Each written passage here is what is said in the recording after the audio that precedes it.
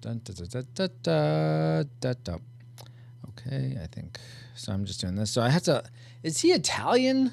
What is this guy? It's the Saravetti, Sergio, Signore. Senor. Yeah, that's what I said. The senor? He was like I am a great teacher. I am a great artist. I think I'm he was supposed to be Italian. Yeah, I think so too. I am a great teacher. There you go. So it's That's like, better. Mamma Mia. Go. That sounds better than what you were doing. So yes, go that direction. I'm a great teacher. I'm a great artist. I'm a great, great, great listener of this episode of the Retro Round. Okay, that'll do. That'll do, pig. That'll do. You know, I have an idea for an intro. Oh yeah, go for it, Paul. It's because not many people have even heard of this movie. I wonder how many people will be listening to this episode of the Retro Rewind podcast. Can you put that in? I think we'll just go with that. Oh, I was just making that up at the top of my head. I'm trying to remember what I said. Okay. Hey, Cellcast is ready to rock. Well, when the womp womp of Clam and Kintosh. So who suggested this? You said this was a Patreon pick. Yes. Yeah, Jared Holzhauer got the pick this time. Like Kevin is like he's kind of upset that he's not here for this because he's got to work, and he's like, okay. I was like, he could have, but he No, doesn't do thing. Discord. he's working right now, Okay. and so apparently he has some love for this. I'm like, I've never heard of this before. You know what? Now's the time to put it on the bottom shelf because you don't want to watch this again anytime soon, I don't think. Good point. Yes, strike while the peanut butter is hot. Yeah. Have you ever like air fried a peanut butter and jelly sandwich? Oh. I don't have an air interesting. fryer, so no, I have not. It's pretty good. I believe it. Now, I have a cheap What- air fryer someone gave me. what kind of jelly do you use? I like using strawberry. Yes, I feel like strawberry is the best peanut butter and jelly, jelly or jam, whatever. I like jams, but whatever. I don't go in for. I mean, grapes okay, raspberries all right, but I feel like strawberry is just the best. Yes, Paul. What? No, I'm just waving Grape to the people Cellcast. Whatever. in the chat. Grape's not bad. Grape is good. Whatever, guys. Whatever. Celeste makes a Grape's good. pomegranate jelly, and it's pretty lit. Oh, that sounds yummy, actually. Did you ever eat what was that one where it was combined in the jar? Oh, a mess? Oh. No. I You know what you're I'm talking about? Yeah, well, it's like it was two like in different stripes. spigots. Yeah. No, there's stripes. Yes, yeah, and they're all around. I forget what it's was that? called. Dang it, this is the Retro Rewind. We should know. Right. It was the 90s. Yeah. Hi, Ash Stacy. says, are y'all talking about jelly? Yes. Not quite this peanut butter solution yet. We're on the jelly solution right now. Hey to all. Hey, Yeah. Stacy. Hey, Dale. Okay, I think. Thank you, Paul, for writing that. Then I guess we're. Also, for the outro to the Yeah. introduction to the Firefly. Yes. Oh, wait, Dallas. Yes. Goober. Goober, By that was it. Schmuckers. Thank you. It was called Goober? Yeah. It's called Goober by Schmuckers. Yep. That doesn't Not sound familiar at goobers all, and but like okay. raisinets, but Goober without the S. Yes. Although Okay. Goobers by Raisinets sounds really good right now. Where's Paul? Where is Paul? Yeah. I don't know. I got sick of him, so now it's my turn. This is Evil Paul. This is Saul. Exactly. Yes. Ashley says raspberry is my favorite, followed Nice. by strawberry. Nice. Jail says Smuckers. Cellcast, it's like magic. Paul's hair comes back when he touches his head. Yes. How do I get that? Sort of. You can kind of actually, when I put it, there it goes. Right Oh, there. there you go, You have to yeah. take a Legitimately, close Paul, look. if you were to do that, if you were to like play like an evil character, this would be like the stereotypical 90s. No. Yeah. Like, Yes, he's like, totally he's would bald be. with a goatee. He's obviously a bad guy. Yeah. Yeah. Let's see. Just so- for. Oh, Mirror go Universe ahead. Paul. Cellcast says Mirror Universe Paul. It's one of them. Yeah. Jail says y'all goobers. What happened, Paul? He's just using like a Snapchat filter, Stacy. No, Nothing I really used happened to him. Francisco's Invisiwater on my head, Yeah, exactly. That's fair. and now I need Star a peanut Fox- butter solution of my own to make my hair grow back. Oh my gosh. Hey, Star Fox. I Pump guess up saying, chat. hey. Okay. Then thumbs up. So if you guys don't are mind ready my to transition into Firefly at the end there? I forgot to look because I Okay. got caught up in chat. I know. It's easy to do. It's peanut butter solution time. Peanut butter. Where you at? Where you at? Where There you you at? go. There you go. Wow. Peanut butter solution. And a baseball bat. What did they have? What did we get? Yeah. A straw. Is sugar? like is it like going from disgusting to disgusting? Is that sort of the joke? Yeah. Okay, I'm, that's I'm trying to find a. That's fine. Yeah, It's I got. good as our transitions are sometimes. Yeah, maybe there's If you can think of a better one. Oh, maybe something with like Oh, here I think I have one. All right. So you can do that. Clip. Okay. Okay, good. Because that's the only clip I have. Dale is committed to this podcast. He watched the movie just for today. That's Whoa, impressive, Dale. nice. Taking one for the team. I mean, welcome. Glad to have you on the journey. I almost spit my drink through my nose. Spit take. Now we're having fun. My soundboard's not as cool as yours. Oh. I got this. Oh, nice. Why do I know that? Hey, Cass. That's Mighty Morphin Power Rangers. That's the Dragon Zord, my Dun, man. dun, dun, dun. Oh yeah, that's right. How many Zords are you calling? All of them. Nice. Cass is like, why is Paul bald? Why not? Because in the movie we're reviewing, the main character is a kid who goes bald. And that's just part of the story. It's just Yeah. part of the story. So I guess, why is there not a thumbs up emoji? I don't know. You said it like it was a setup for a joke. I know, right? I thought there was. Stacy says, hey, Paul, how do I get your wife to be my friend on Facebook? Move to California. request. I moved to California. We're gonna start soon, guys. I'm just working on our little outro into our Firefly right. episode right now. Then we'll get going here. Sure. So many questions. Why is your background a peanut butter jar? Yeah, why is it? Dallas. Why isn't mine? That's the question. That's another good question. Caston, stick around and you will find out, ma'am. Indeed. Because we're reviewing if you could read Francisco's background, it says the peanut butter solution. Here. Hey, We'll do it this way. Keep typing, We'll Francisco. do it this way. There you go. Peanut butter. I've Solution. never seen this. Don't worry, Cass. Most people haven't. This was a patron pick. So they snuck under the radar and sniped us with this one. Because I have not seen it.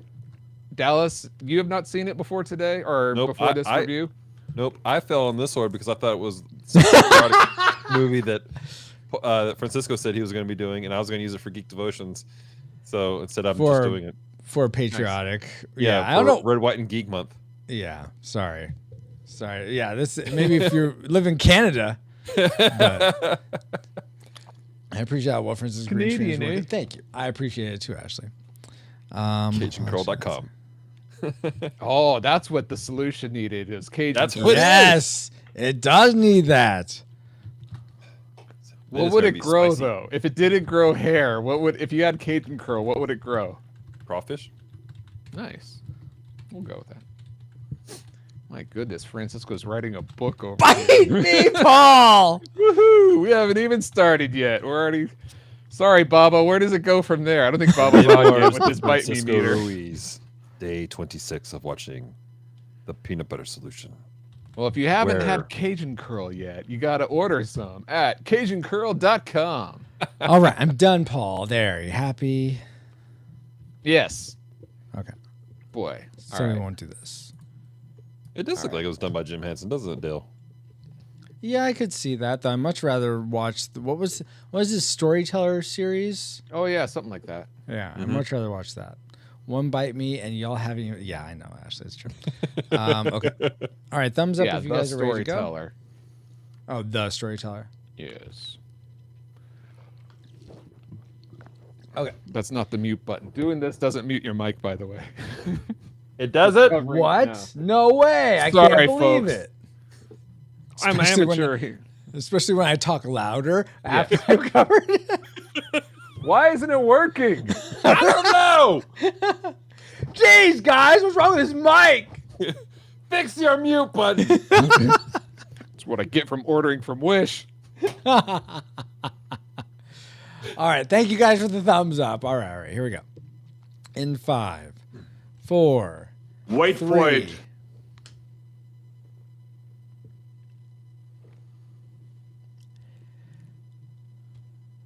Because hardly anyone has ever heard of this movie, I wonder how many people will be listening to this episode of the Retro Rewind podcast. Reflux capacitor, fluxing, crew, to stations. Scanning for the peanut butter solution, 1985. Prepare to rewind in 3, 2, 1.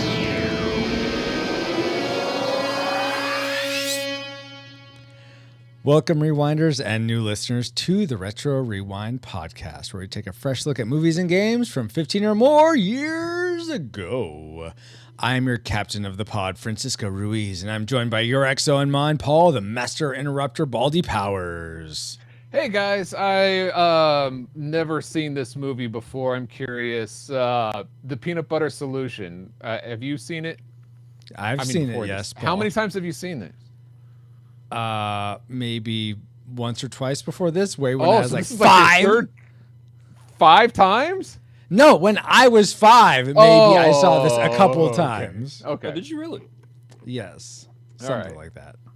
Well, I never even heard of this, but did you get it like on home video or something? I think it came on the Disney Channel, Paul. No way. I had the Disney Channel and I didn't see this. Interesting. That's where I remember seeing it, but I could be mistaken. Okay, I thought Again, maybe I it was was- really young, so. Yeah. Okay. And also for this discussion of the film, The Peanut Butter Solution, we welcome back aboard Clergy Officer Dallas Mora. Hello. Hello. Have you seen this before, Dallas? I saw it today. Woohoo! That counts. What does it? Yes. Well, Hey, I'll tell you this. In watching it, I was having some weird like Flashback. have I seen this? Like there's. Oh, a okay. Yeah. But I'm at the same time going. It kind of reminds me of other movies, so I don't know. I was left confused. Maybe they were incepted. And Dun, maybe. dun, dun. But we have our patron Jared Holzhauer to thank for he got the patron pick this time, and so he picked for us to review the Peanut Butter Solution. And now that we have Jared. thank you, Jared. Now that I have a quick flyby of who we are, Paul, can you give us a quick overview of the production specs for the Peanut Butter Solution? All right. The Peanut Butter Falcon is rated PG-13 and runs an hour 37 minutes. It was released in 2019. Paul? Yes. So I know you're getting older, but do you need to go to get a hearing test or something? Why? The Peanut Butter. What other movie could there be besides the Peanut Butter Falcon? The Peanut Butter Solution. So, dang it. Hold on. Oh, got it. Okay. Did you have fun watching that more than Peanut Butter Falcon? Yeah, well, we'll get into that. There's no Shia LaBeouf in this one, sorry. But the Peanut Butter Solution was released December 6th, 1985, runs an hour and 33 minutes, and is rated PG, and directed by Michael Rubo. Michael Rubo also wrote it along with Wojtek Jancy and Andre Pelletier, I think, with lead stars being Matthew McKay, Silyuk Seisanatsi, Allison Darcy. The music was composed by Louis Fury, who actually won an award or two for this. Oh, cool. You ready for the box office trivia? I am ready. Dallas, are you ready? Yeah, totally. And everyone in live chat, feel free to join in as well. Well, hold your horses, because the Peanut Butter Solution was made in Canada with financial help from the government and released directly to home video. Boo! The budget and the sales cannot be substantiated since precise records were not kept after Tannen shot a newspaper editor who printed an unfavorable story about him in 1884. I hate when that happens. That's why I'm gonna assume this though. it's actually done pretty well on sales for an Oh, independent- fine. You happy now? Maybe, yeah, sure.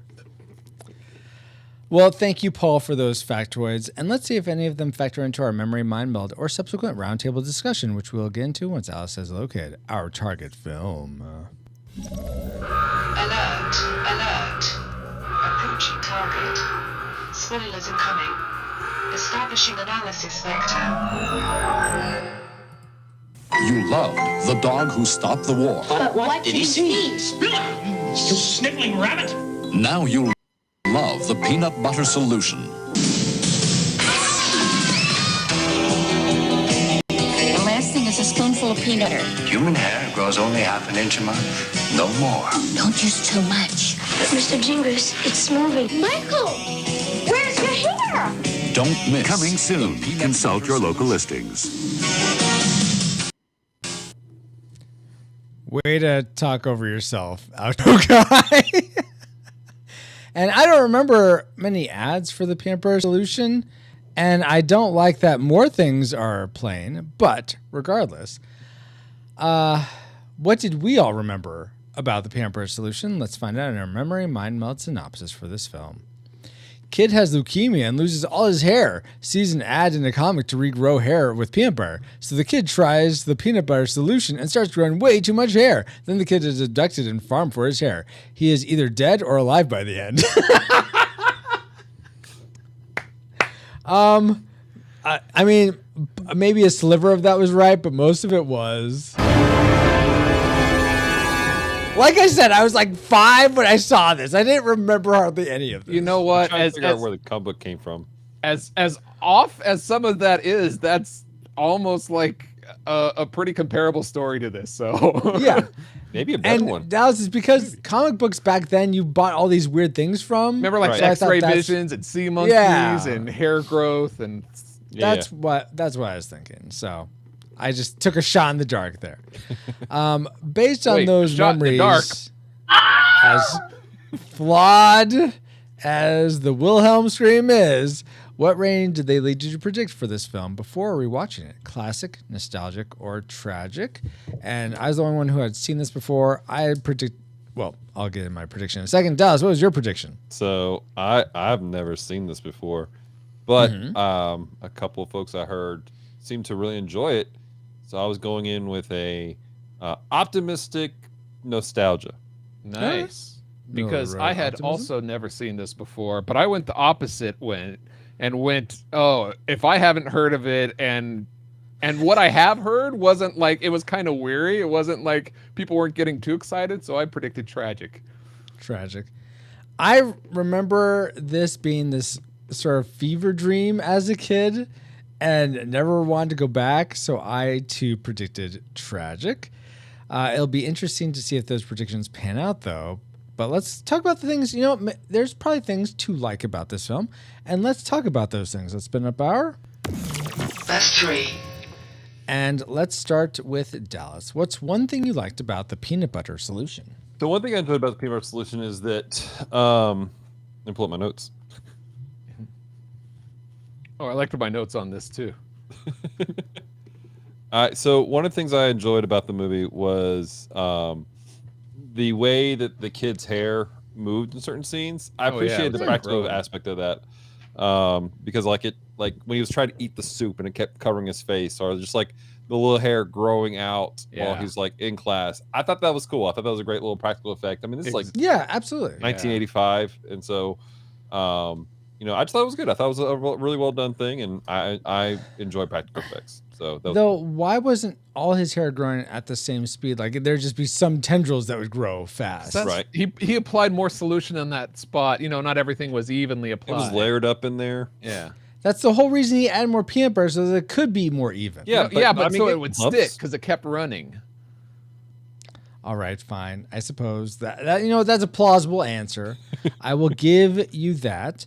I also thought it was pretty plausible that you could take, like you could get this pipe and pull out, push it out the back of a truck and pour sugar, and that could lead a trail. Now, at first I'm thinking this is gonna wash away, but the girl, the Michael's sister, I think his name is Michael.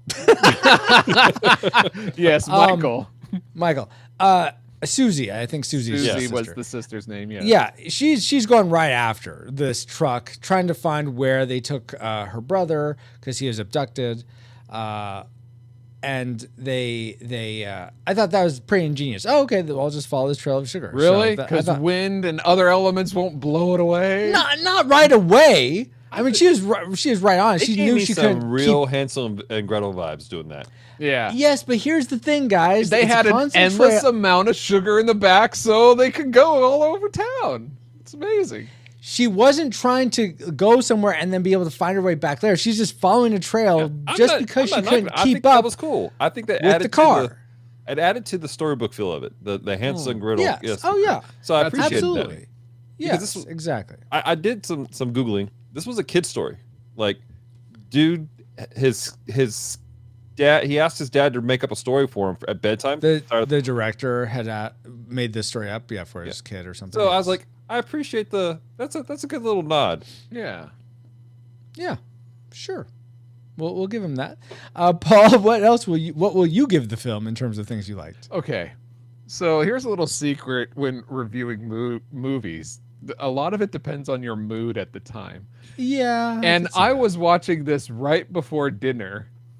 And when so you were hangry. And you were wanting peanut butter. And when the sister came to deliver that sandwich to his room, when he was locking himself in that room, that sandwich sure looks so good.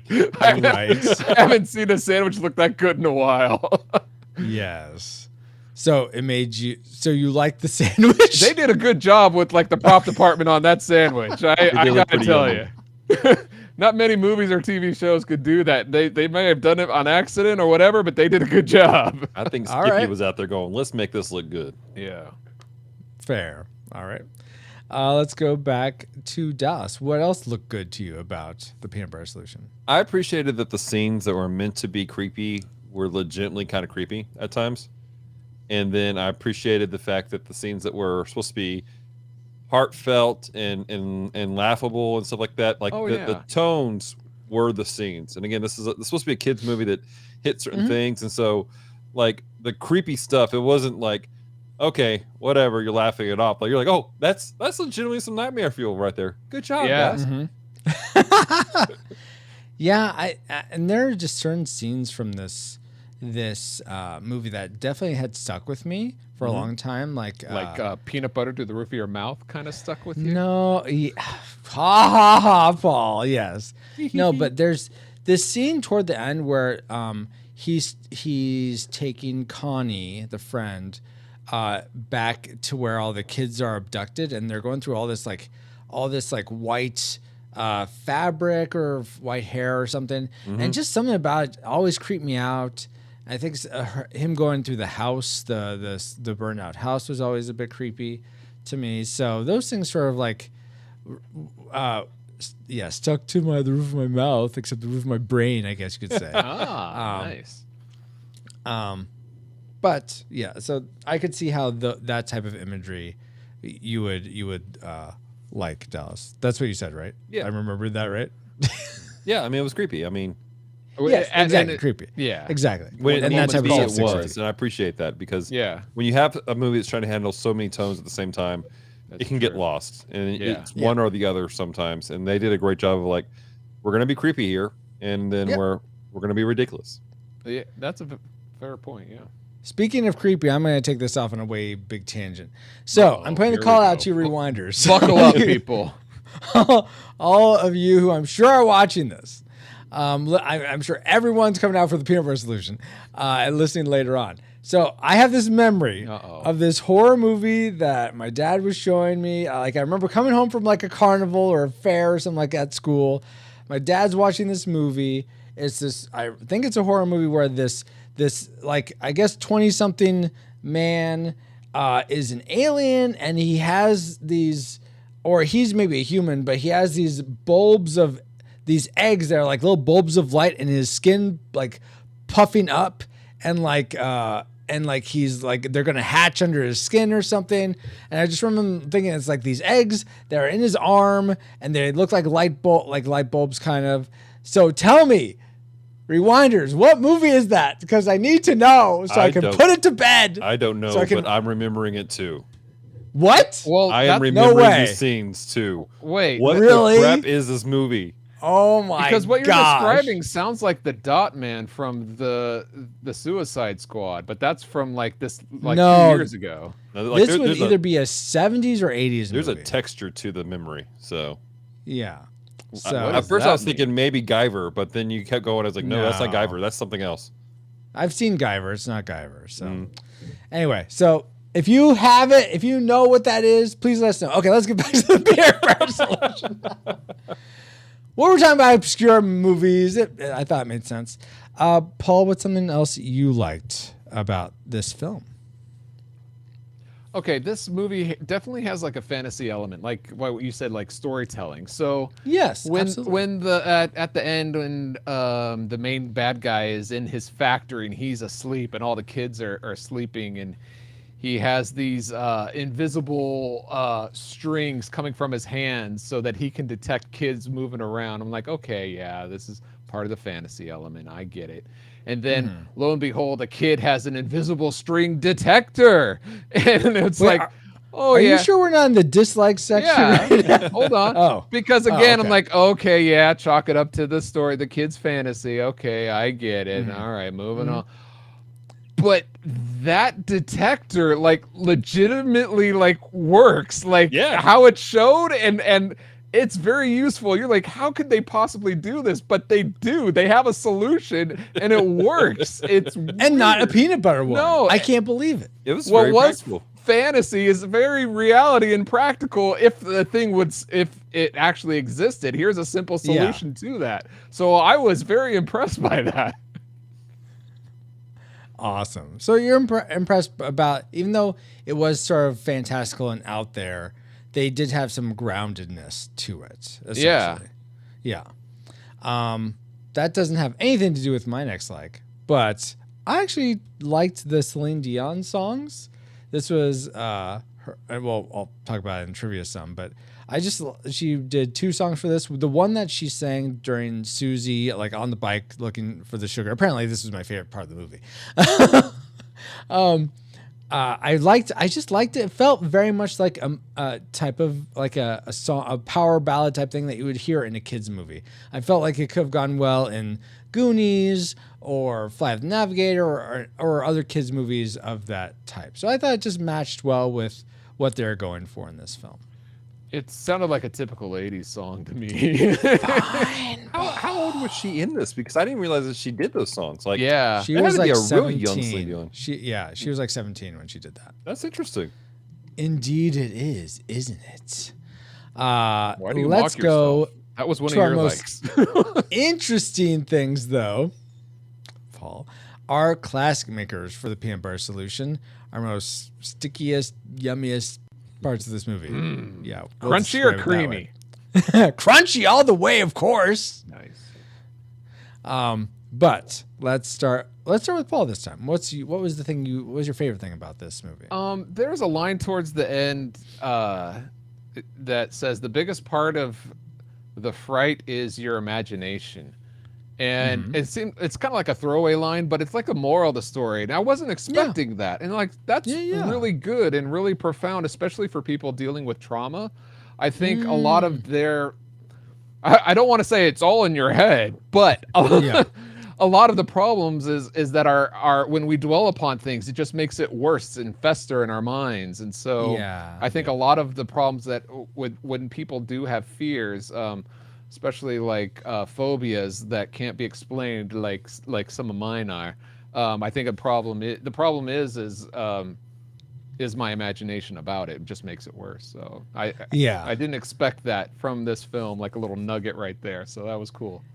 That's interesting because I'm not going to share what it is because I don't want it to be used against me. But I was dwelling on like essentially one of the things that I'm really, really deathly afraid of. Just the other day, just like It's getting so bad I just didn't want to think about it anymore. So I thought about something else. But it's something I could completely remain away from. It's not like something that's going to come after me. I have to go into this situation if I want it to happen. So I'm thankful for that. Is it hair implants?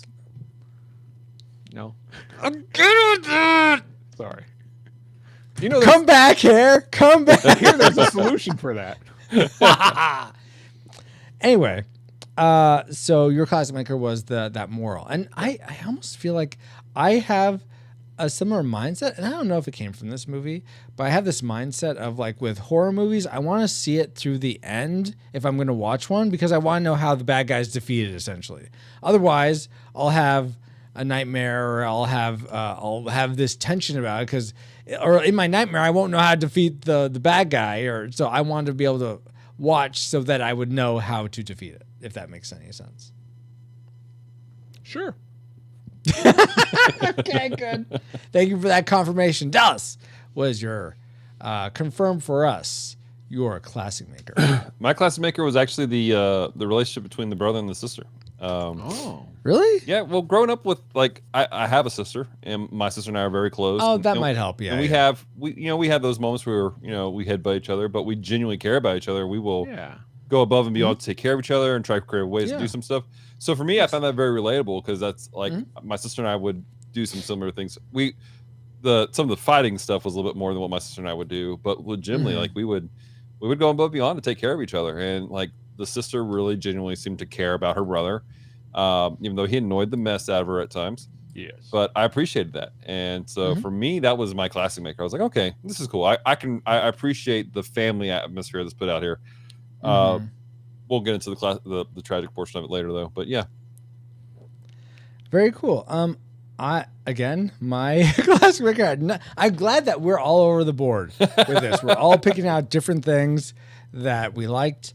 It'll be interesting to see if it's all the same things we dislike. But regardless, my classic maker had nothing to do with the characters, is all about the concept of, so toward the end, when we're in the Signore's like dungeon essentially for kids, his kid labor factory, they're talking about a way to escape, and it's through the paintings.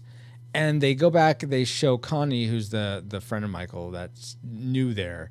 They're like, oh, here's one way to escape, but we can't. And it's these beautiful paintings that are like have animations on them, so they're not realistic. They're magical in some way, and you can actually go into them. And I just really love that concept. I wish that had been sort of the focus of this film. Yeah, totally. Because I think that like going into another worlds, I know, yes, it's very Mario 64, but I mean, this predates that by a lot. Right. I really like that Mary idea. Poppins, then. I did love Mary Poppins, Paul. So there, ha. I know it's Disney, whatever. I just thought that was a really cool concept, and would have liked that to have been explored more. And they don't have to make it animated; they just go into this painting, and you have a realistic world of whatever the painting was. Yeah. But then trying to escape through like lots of different paintings or something, or take a paintbrush and then they paint a new scene to try to escape. I don't know. I thought that it could have been a really cool amplification. Almost kind of like that concept, Page Master, where they had to go through different books. Yeah, I guess it could be similar to Page Master. Yes. That would have been a really great story, though. I think you need to call this guy up and have a conversation with him about doing a sequel. I'm gonna make my own. A part 2. Wasn't this the part 2? You're like, hey, series director, writer, have I got a solution for you? Wow. It's gonna be big, kid. It's gonna be big. Oh my word. Money's gonna grow everywhere. Anyway, what's everywhere? Money's just gonna grow everywhere. Exactly. Kind of like everywhere. Hair. So now it's time to get to the portion of the show where I always forget what we're doing, because I can't just follow my notes. Heaven forbid I do that. The thing I forgot, guys, the thing I liked, is the Untold Podcast.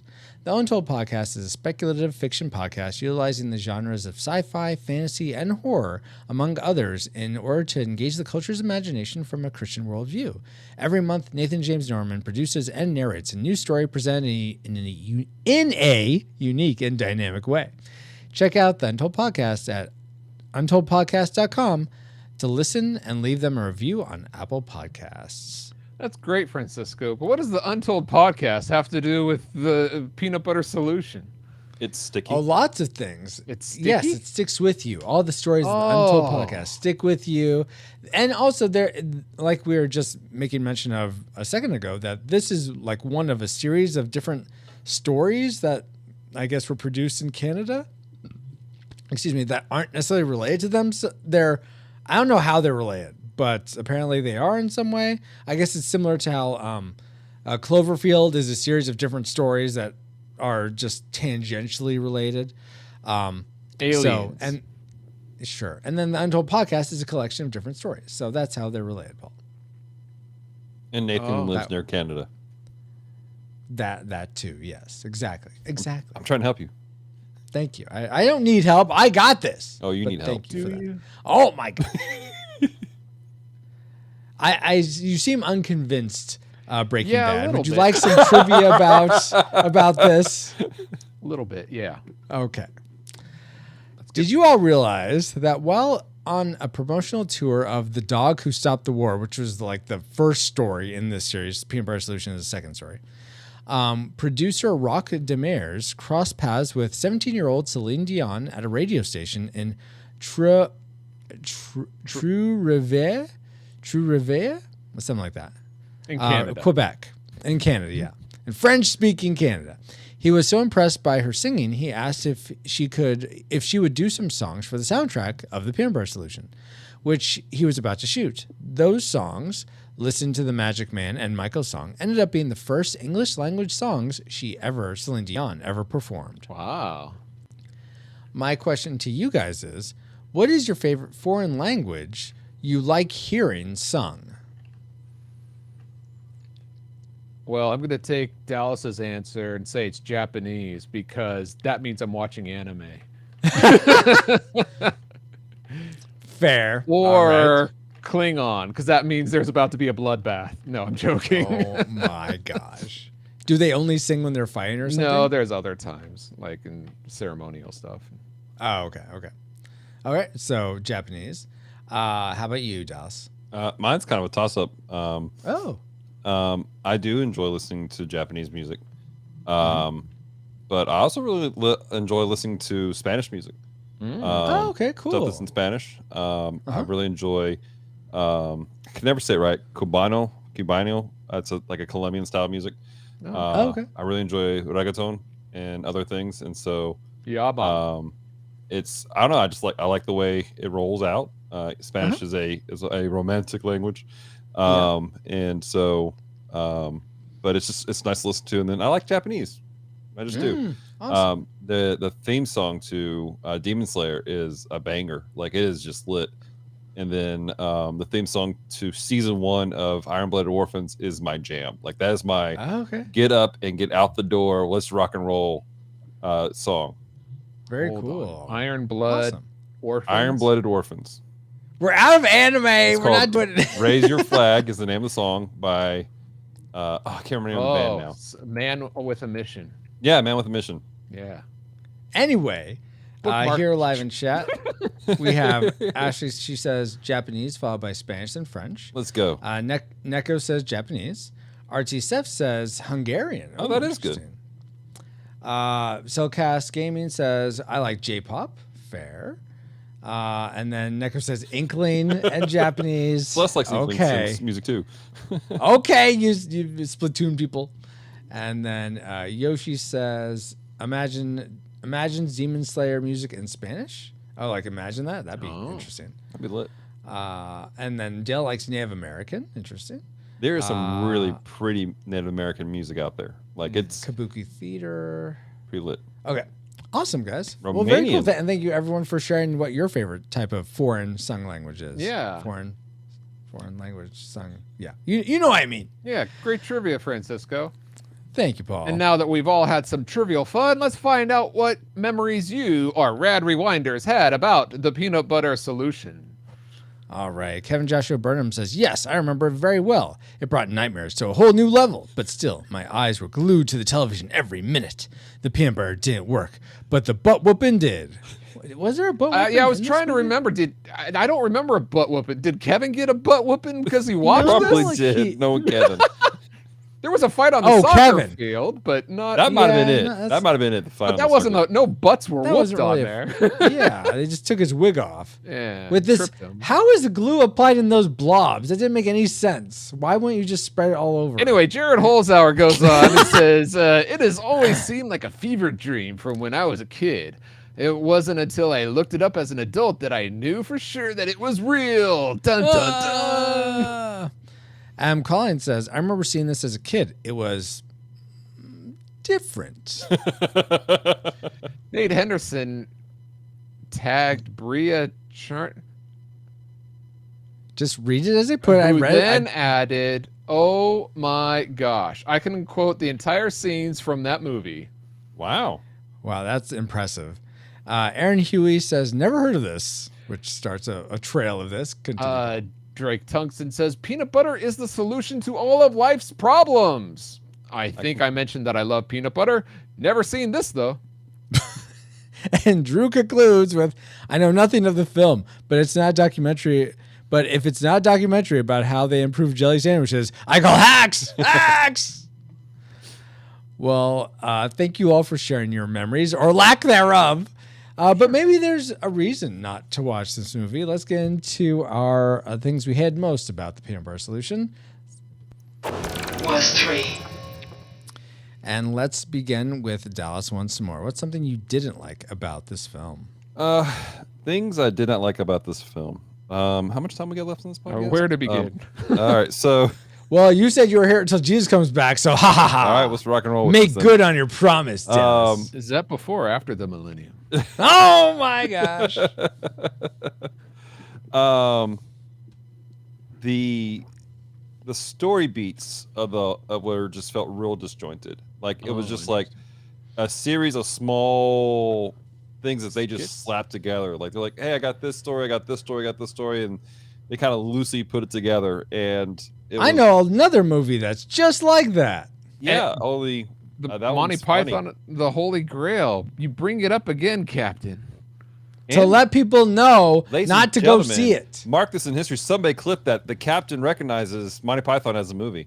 Oh no, it's not a movie. He said another movie. No, it reminds me. That was a slip of the tongue. It reminds me of another series of stories smashed together, claiming to be a movie. Anyway, but yeah, it felt disjointed. It was awkward. Yeah, like absolutely. Like I'm watching it and I'm going. Like at one point, I'm like, did I fall asleep? Like I legitimately asked myself, did I fall asleep and miss a story beat? No, it's just the cuts are just awkward at times. They are. And it's like the first one at first, like the kids, Michael and Connie, they're going to soccer practice. Then they're in an art class. Then they're coming home from school, apparently, where they didn't show them going to soccer practice, but the dad still asked about soccer practice, which is very confusing. But then they explained that they didn't have time, and so they didn't go to soccer practice. They went straight to school.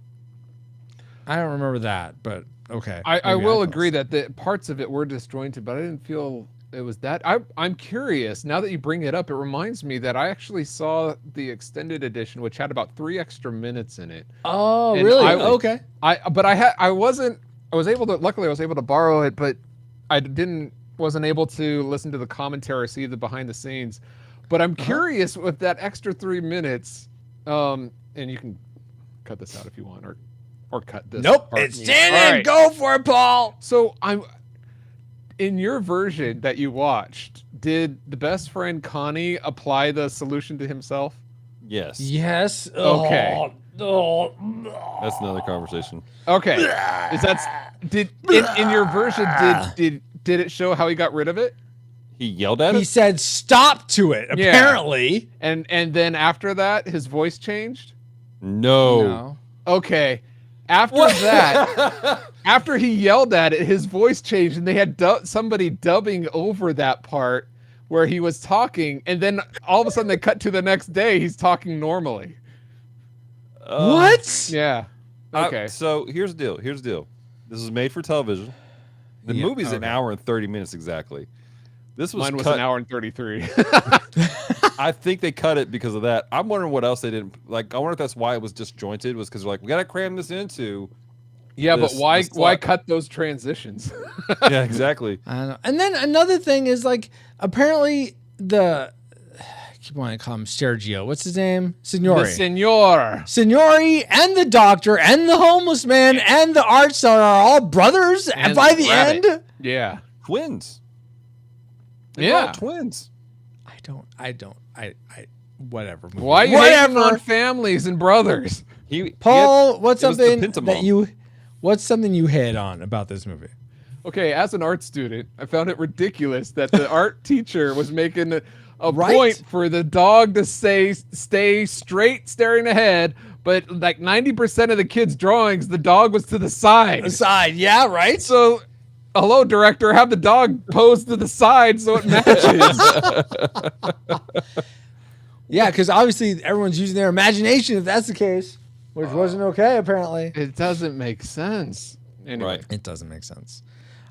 Similar to that, similar to something else that didn't make sense is there's no way. So okay, we mentioned Michael's. So he lost his hair, and his sister and dad convinced him to put a wig on with some glue. Yes. So he's like, "Yay, I'm better! Woohoo! This is great." He goes to soccer, and then he gets into a fight with some kid. Yeah. Michael throws the first punch. Yeah. Well, he got tricked. Seriously, you thinking, kid, you have a sensitivity, but whatever. He doesn't think. He doesn't realize that. I think so he's reacting with his emotions rather than his brain. Fine. And so he gets his wig pulled off by this bigger kid that he's like fighting against, and then all of a sudden, without skipping a beat, every kid is able to come up with a chance, lickety split. Oh, it's the baldy, whatever. I don't know. I don't remember what it was. But it's like, oh, do you guys just practice this? You just have this in your back pocket just in case there's a kid that's bald. Okay, good. I'm glad we have this all set up. Well, it's a common tease in Canada where you almost see Connecticut. Yeah. But it's not about bald people. It's about something else. So they just switched it with bald. So Is it really? Or are you making that up? I'm making it up. But you said there's no way. But much like these kids. All right. Okay. That was very convincing, Paul. Oh my gosh. So that's something that bothered me. Let's go back to Dallas. What's something else that bothered you about the peanut butter solution? Another thing that bothered me about the peanut butter solution actually involves it was mostly not peanut butter. Well, the 5 dead ants. No, it was the 5 dead flies. Why didn't they do a background check on Siorne? Like, I understand it's the 80s. I understand it's Canada. But I mean, surely people are doing background checks in Canada in the 80s. Apparently, you don't understand it's the 80s, and you don't understand it's the Canada because it's just like anyone teach. Yeah, I'm just like, grandson of Rembrandt. Qualified. Absolutely. No. Has he got an Italian accent? This is the guy, obviously. This is the guy. And then, like, at what authority does this kid have to look at him and go, I'm never coming back to this class if you rip up? Like, when that kid said that, I was like, who is this kid? Who is Connie? Why does he have this stout? Like this? I thought it was an after-school elective. I thought so, too, but it doesn't seem to be the case. Right? I don't know. Yeah. Because that's the first class they're at, apparently. But whatever. Yeah, the peanut butter delusions. Yeah, exactly. Yeah. So, I was very curious how Connie is all of a sudden like, don't rip up my painting, and that this teacher just got hired inexplicably. Well, the fact that he didn't rip up his painting kind of confirmed that it was an elective that he was paying extra for. It's like, well, I got to have this kid's money to eat, so I want him to stay. Maybe that was it. I don't know. That didn't quite land. If that were the case, I would have liked a bit more. I feel like he was making more money selling those paintings. Yeah, probably. Why wasn't he just selling those magic paintings? I feel like he would have made bank, but whatever. Anyway, Paul, what was bankrupt about this film for you? The acting. The acting on this is so local theater. It's kind of it kind of impresses me more. Like, I don't know how like Spielberg and like Richard Dunn are able to get these magnificent performances out of kids that a lot of other people don't get. I don't know, but this one is not the worst acting in the world, but it's certainly not some of the best. Yeah, so true. I did. Well, okay. This goes into another dislike. Also, apologies to local theater actors. I'm not harping on you like that's bad. I'm just saying it did feel like a PBS special actors. There's a level of acting here that is less than. Let's put it that way. I kept waiting for Wishbone to run across the screen. Nice. So I liked the actor that played the dad. Yeah. Whose name was Colonel Ty from Battlestar Galactica. I'm glad I'm not the one who saw that. That's not his actual name. I forget his actual name. I don't have IMDb up. Maybe Paul can find that. But I liked what he brought to the character. I hated the character, though. Why are you making your daughter take care of your son so that you could just be up there drinking, making art? I mean, that's awesome that you're an artist as your profession. Fantastic. That's so cool. You have kids to take care of, too, if you're going to be home with them. So get on that, Dad. That just bothered me so much. And then she's like, the daughter's expected to just do all these things. And I get it. If they're latchkey kids, he has to go off to work at a factory or something. Fine. All right. Then she's taking care of Michael. I get it. Because that I can relate to that. But that he's there, I'm distraught. So, well, the mother passed away, and he's dealing with. No, she didn't. She went to Australia and returned at Australia. The movie. Yeah, at the movie. Yeah. So yeah, maybe she was a ghost. Maybe they just had their eyes closed the entire time. They know she was there. Oh my gosh! Wow. I'm just getting to my traction maker because we're right there. The contrivances, and this goes along with the pacing too. The contrivances of this film are so ridiculous.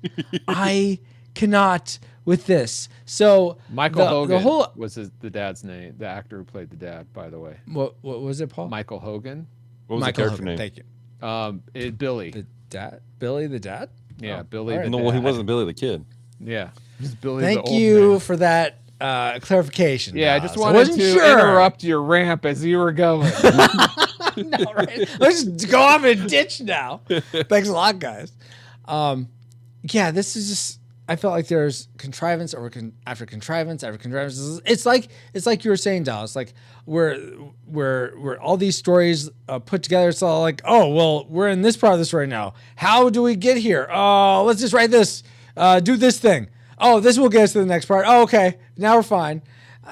Some of the things that come to mind are, as much as yes, it was somewhat clever that they had a invisible wire detector. Or visible string detector. I'm like, why? I don't understand how you come up with that. It seemed very like, we have this thing to get around this thing. It's like, why even have him having all these strings if you're going to get around it anyway? And what's the point of having that if you can't get out anyway? It's just, it doesn't make a lot of sense. And then they convince him to draw the old house that was burned to the ground. Yes. That wasn't really burned to the ground because it's still there. They finally have a place that they can go to in real life and get out. So they should all just flood into the painting. That's what I was to expecting. Get out. Like, they don't do it. Yeah. Then the fright goes off Michael onto Senor, and somehow that stops his hair, but. Connie was able to stop his hair just by yelling at it. I do not understand.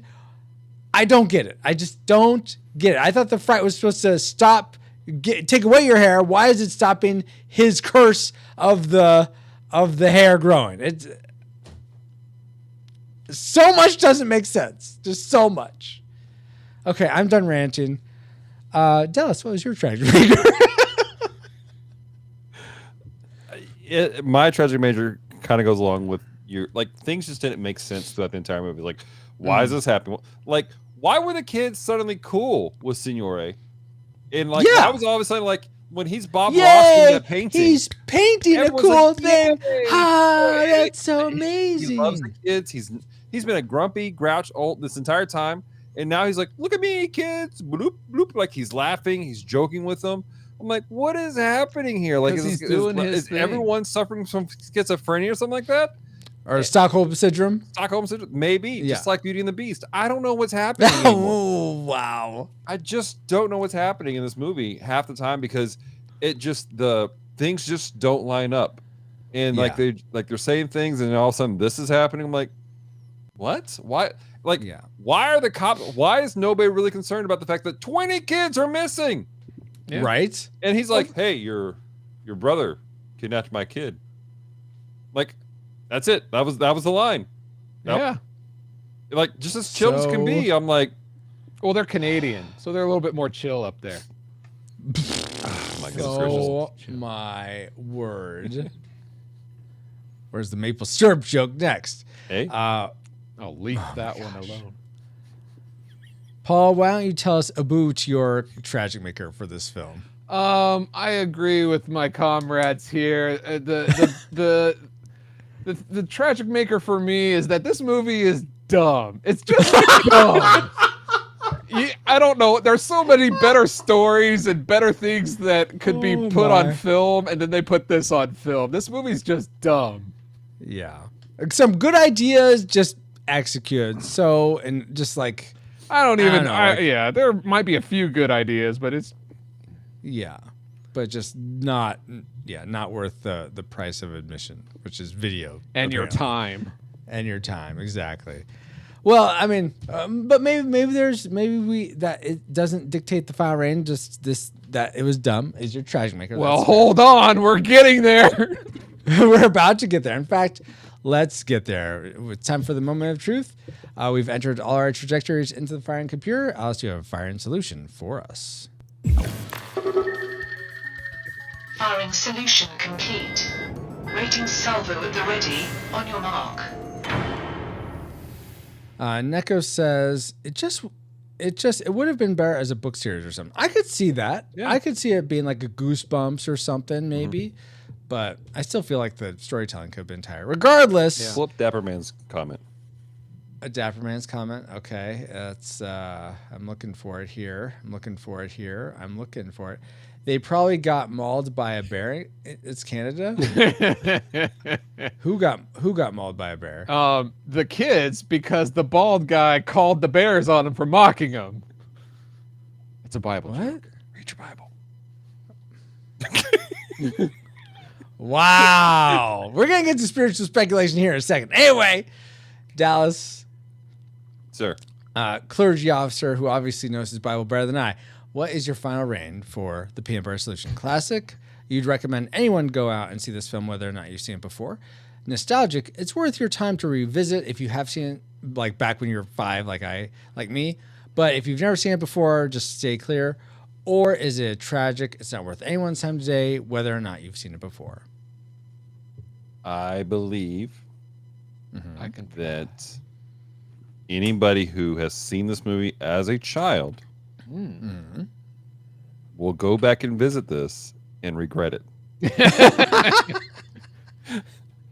I was wondering how this holds up for people who saw it as kids, because I saw it as an adult, and my final rating is obviously tragic if you haven't guessed it by now. Oh my gosh! Yeah. I can't believe it. I'm in the same. It's tragic for me. There's a reason I can't why believe I didn't it's not peanut butter. Rewatch the with the commentary. It's just not worth my time. Like I went into, because again, I heard a couple people talk greatly about this. Yeah, because they had some fond memories. Yeah. So I was like, okay, cool. I'm gonna go in there and I'm really good at going, okay, this was for a target audience. Yeah. And go, okay, I can suspend that. And I kind of a little bit, okay, I can see a young Francisco enjoying this. Because you did watch it as a child. That doesn't mean I enjoyed it, but okay. But it's in that film, that area. But I'm just like, this was not a good film. Like, it kept reminding me of Witches. That's the movie it kept reminding me of as far as the genre. I could see that. I remember liking Witches fairly well, but Yeah, because Witches still had that like it's creepy, but it's fantasy and it's maybe a little bit older kids. Mm-hmm. But I have zero desire to go watch this on Tubi for free again. Yep. Exactly. I kind of want to know if I'm getting paid for those commercial breaks. Wow. Maybe you should. Brought to you by Skippy. Tragic for you, Dallas. Is that yes, what your final rating was? Yeah, and it's I'm sure you could have guessed. It's the same for me. I was like, I'm glad I got to revisit this movie that I remember being scary and like very like what is happening from childhood that I didn't remember that much of. So I'm glad I revisited. Now I know though, not worth my time. So it's not sort of like lingering there. So now we just saved you, awesome listener, a ton of time, an hour and a half of your life. Well, one day we might go as high as 5, but that really won't do for you. Even though we took an hour already, so we saved you a half hour. I'm sure you're doing something else, like you're driving to work or you're. I feel like this is more doing cohesive. A workout or something. Yes, I think so too. Very cohesive, like peanut butter. Sticky. Oh my goodness! Thanks for playing back ball. Well, now it's time to get back to our own time. Oh well, I should have said. So according to the Retro Rewind podcast, we have solved it. See, it's a solution. The Retro Rewind podcast rates the Peanut Butter Solution a undisputed tragic film. We'd recommend no one go see this, whether or not you've seen it before. If you remember thinking, "Oh, this is kind of cool" as a child. It's not. Just stay away. Go watch Goosebumps. I don't know. Goosebumps, I guess. Goosebumps. Are You Afraid of the Dark? Yeah. Something like that. Dang. But it's time to get back to our own time. Good old 20XX. 20XX? Comsat online. Receiving incoming transmission.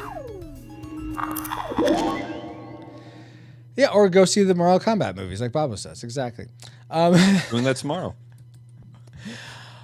Feels good to be back, but we wouldn't have been able to travel back to 1985 to begin with if it weren't for our amazing reflex capacitors, namely Jared Hozar, who suggested this film, Deborah Powers, Brian Keane, Patrick Hicks, Chris Cowan, Geek Devotions, you're right here, The Untold Podcast, James Kennison, Drew of the Cellcast, Ashley Cronenberg, Pastor Dewson, Kennethan, Redeemed Otaku, That's Our Bobo, Josh Adams, D. Tungsten, Andy Lewis, Jeff, The Dapper Man Reviews, Tony from the Retro Days, Mr. Lost, Daryl Hafner, Rosie, in addition to 7 other patrons as well.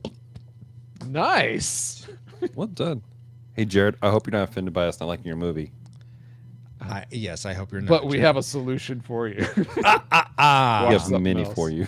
Thank you all so much for keeping the gigawatts coming. And if you want to keep us flying for as little as $1 a month and get bonus content for your generosity, head over to retrorewindpodcast.com/support to start. This stream is sponsored by PaulJPowers.com. Stop. We do have a review. Let me go get it. I forgot last time. Oh, all right, cool. And I was going to ask if Dallas wanted to say it, the line is line. Did you want to say it, Dallas? I can. Woohoo! Edna mode. Just in case. Yes, thank you, Paul. Good point. I may be falling asleep at the wheel at the end of the episode. I'd be like, this is good. No Edna modes. I don't have to worry. And then we get one. You're killing me, Smalls. Yeah, something like that. Oh, that's Godzilla, right? The Dragon Zord. Oh, dang it! I thought it was a car screeching. Power Rangers is like destroying me every time. Yeah. Okay, so I want this one, and we've got. Oh, maybe I can find it if we have enough time. Dale's suggesting people watch Tales from the Crypt. Oh no, I don't. Some of them are pretty good. Oh, Twilight Zone. Old Twilight Zone. Yeah, very good. Outer Limits. Some of them are, yeah, definitely. Well, yeah. What was that? Outer Limits. Yeah, some of them were. What was cool is that if you watch enough Outer Limits, they actually begin to sync up, like their individual series, like stories. But when you get to the season, there's actually a chain that goes through all of them. Oh, really? Like a through line? Yeah. That's cool. In fact, there was one season, if I remember correctly, that there was a conversation that took place all the way back to the first season. Whoa! Really? It was pretty cool story. Yeah. I probably shouldn't have been watching it when I was 12, but I was. Yeah, you know. Oh, what? Okay. So this is Nico. Hey, No. The almost fourth done. Doctor's the best one, Nico. Hey, Dallas, can you Sir. recognize this? Yes. Is that Dick Tracy? No. It sounds like the Go Power Rangers? Power Rangers. It does, but it's not. Anyone But in it's chat? not. Is it Kim Possible? It is Kim Possible. Oh, yeah. nice. There was a thing that went around because somebody played that tone like on television or something like that, and like, oh yeah, it's Power Rangers, and they're like passing off, and all the Kim Possible fans got angry. Oh, I like, bet. no, it's Kim Possible. So I made sure to know. That's good. Almost done here. Alfred Hitchcock presents. That's a good one too, Dale. Nico thought it was The Matrix, Oh, The Matrix. and Cellcast thought it was Gravity Falls. That's the Matrix. Now we're in the world. I thought that was just Paul in the bathroom 20 minutes ago. Okay. Somehow Dallas knew the reason why I was late tonight. All right, Paul. Ready for you to go ahead with so I just said retrorewindpodcast.com/support to start, and then Dallas is going to say this stream is sponsored by apologipowers.com. So Dallas, you're going to start. And then Paul. I'm going to start. Yeah. Okay. This stream sponsored by PaulJPowers.com. Yes, and we also want to thank NLCast, who is James Kennison from That Story Show, for their new review on Podchaser. He says, 5 stars, the hardest working indie podcast I know of. You guys are dedicated and talented. Wow, thanks so much, James. Thank you, James. Very kind of you to say. And while we're thanking people, we also want to give a big peanut butter hug to Dallas. Wow. Sticky.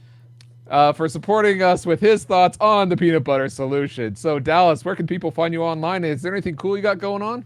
Yeah, you can primarily find me at geekdevotions.com, where you have links to all of our social media platforms. Geek Devotions is a show from Devoted Geeks. Our devoted letting you know what you love through by taking geek pop culture items and using it to let people know through love through devotions we put out on YouTube. We have a couple podcasts, such as The Bottom Shelf, where we review terrible movies, like Peanut Butter Solution. Yeah. Are your Killer Tomato movies out yet? Yeah, actually, we have both of them out. Nice. There's 2 Killer Tomato movies? There's 4. There's 4. Well, we're not doing the last 2. Thank you, because 2's terrible enough.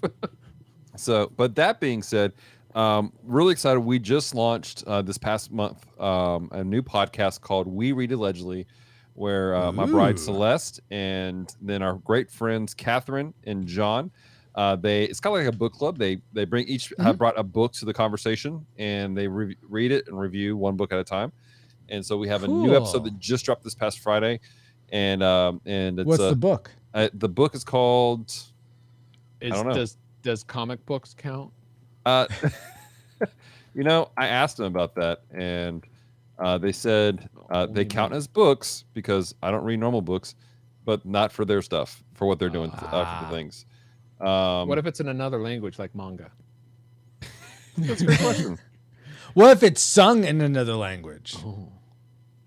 So the last book they did was 14 by Peter Clines, which is a really interesting.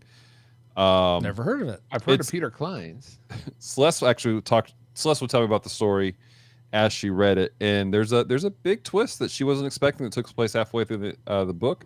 Halfway, like a pretzel twist. No, it's a 7. That's right in the middle of 14. Like a genre twist that takes place. Oh, okay, cool. And that she wasn't expecting, and I'm actually legitimately contemplating reading it, and I don't typically read books because I'm a poor reader. Okay. But yeah, but We Read Allegedly is our new podcast we have out. But you can find all this stuff at geekdevotions.com. Awesome. Thank you again so much, Dallas. And my awesome crunchy peanut buttery friend Paul, and all you rewinders new and old for another fun voyage with us. You're welcome. And you can find me, pauljpowers.com at pauljpowers.com. Whoa, it's like it's in the name. Whoa! You can find me on Discord, on our Discord for show announcements or just to say hi. Join us there at retrorewindpodcast.com/Discord. This podcast is a proud member of Culture Box, a curated collection of podcasts, videos, and articles that will provide you a balanced meal of content. You will find culture celebrated for its past and future, satirized for its extremes, explored in study, and created anew in story. Point your web browser to culturebox.media. And as Nathan just said, we are now part of Culture Box Media Network. Find all the shows unpacking truth through story, comedy, and geekery at culturebox.media. And with that, Captain, we are on final approach to base, where hopefully the peanut butter solution has worked there at least. I hope so. Thank you, EXO, and thank you all for listening. We pray you're more joyful today than when you first hit play. But like a Pokemon, we gotta catch you all for Dave, our next episode of the Retro Rewind podcast. Oh, Dave. Retro Rewind mission complete. Proceed to nav point Omega and return to base.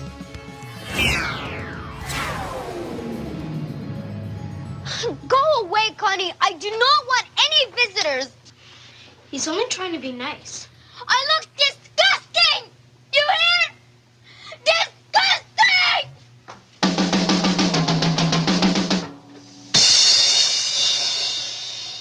Wow. Takes me back to the peanut butter solution. And you know what, Paul? You know what's the actual peanut butter solution? The marriage of jelly and peanut butter? Actually, yeah, that's way better than what I was going to say. And yeah. Hold on, let me actually read this so I know what to say. Oh my gosh! Speaking of marriages. Is that how am I supposed to say it? Speaking of marriages. Let's just go with, speaking of marriages, let's review the next episode of Firefly. Ship like this, be with you to the day you die. Retro. Because it's a death trap. The pod of rewind. Pretty cunning, don't you think? They were robbed of time, young Indy made them poor. Burnt out on dullness, what was it all for? With Firefly now, what reviews will they find? The hero of time, Retro of rewind. We gotta go to the crappy town where I'm a hero. Yeah. Paul, you look like your ears are bleeding or something. I wonder why. the beauty of that rendition. Well, maybe I aim to misbehave. Oh my gosh. But yes, we're taking this year to review each episode of Firefly on our way to our Christmas episode, which will be covering the movie Serenity. And Paul, what episode are we covering this time? This time we're reviewing episode 6 called Our Mrs. Reynolds. It was released October 4th in the year 2002. Do you want to go ahead and see if you can give us a one-episode synopsis? That this episode, unlike most, was actually written by Joss Whedon himself. Okay. Yes. The one sentence synopsis is thus: a stowaway gets on the Firefly, pretending to be the captain's wife, but she's actually stealing the Firefly for some brigands that are going to tear it down to parts, and the crew has to figure out how to double-cross her back. I thought she was like, quote-unquote, legitimately married in their culture. I don't think she was a stowaway. Yes, but she wasn't actually part of their culture. She just happened to be there. Oh, really? Oh, yeah, I thought they were group. I thought she was like implanted herself there too. All right, never mind. It didn't really go into the details, but I can see how that's plausible. Sure. Oh, and also thank you for that synopsis. I love my captain. So let's go around and say one thing. What was essentially our classic maker for this episode? What was our tragic maker? Who did we connect with the most during this episode, or what character do we like? And then whether or not we would continue watching the series based on this episode. So let's start with Dallas. But first, me and Paul have seen this series before. Dallas, have you seen this series before? Oh, yeah. Okay, awesome.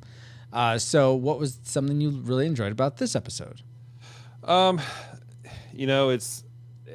will say this probably about every single episode, and that is the humor, the brand of humor that takes place throughout the entirety thing. There's this snarkiness that takes place that throughout the entire thing, like when Mal's talking with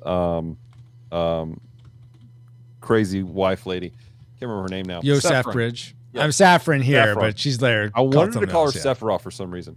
Sephiroth from Final Fantasy 7. Yeah. Sephiroth.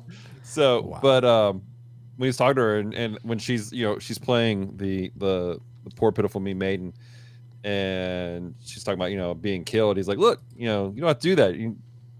Don't you put up with that either. If somebody tries to kill you, you try to kill them first. Kill them right back. It's like what? Like I appreciate it. It's like it's a snarkiness that is sarcastic but good nature at the same time.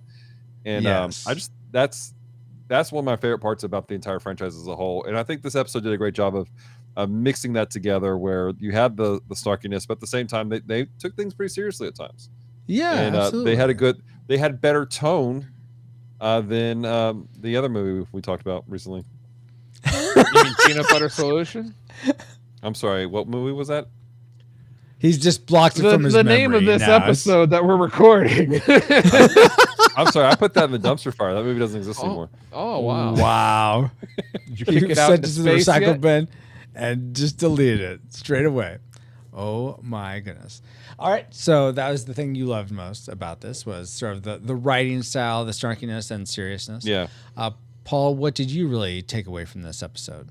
Well, the thing that I liked the most, not necessarily took away, was I like the twist of Mrs. Reynolds being not who she was, but yes. But more than that, once I knew that he was not who she was, I liked seeing her trying to manipulate and outwit the crew.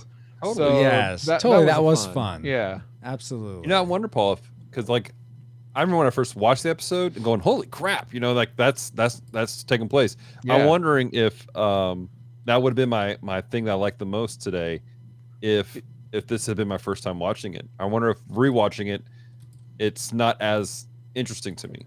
Sure, that makes sense. Yeah. Okay. It's like a magician. You already know the trick. Yeah, exactly. That's fair. Brings us interesting questions about the rewatchability, which is funny. So I'm saying, yeah, we rewatch it.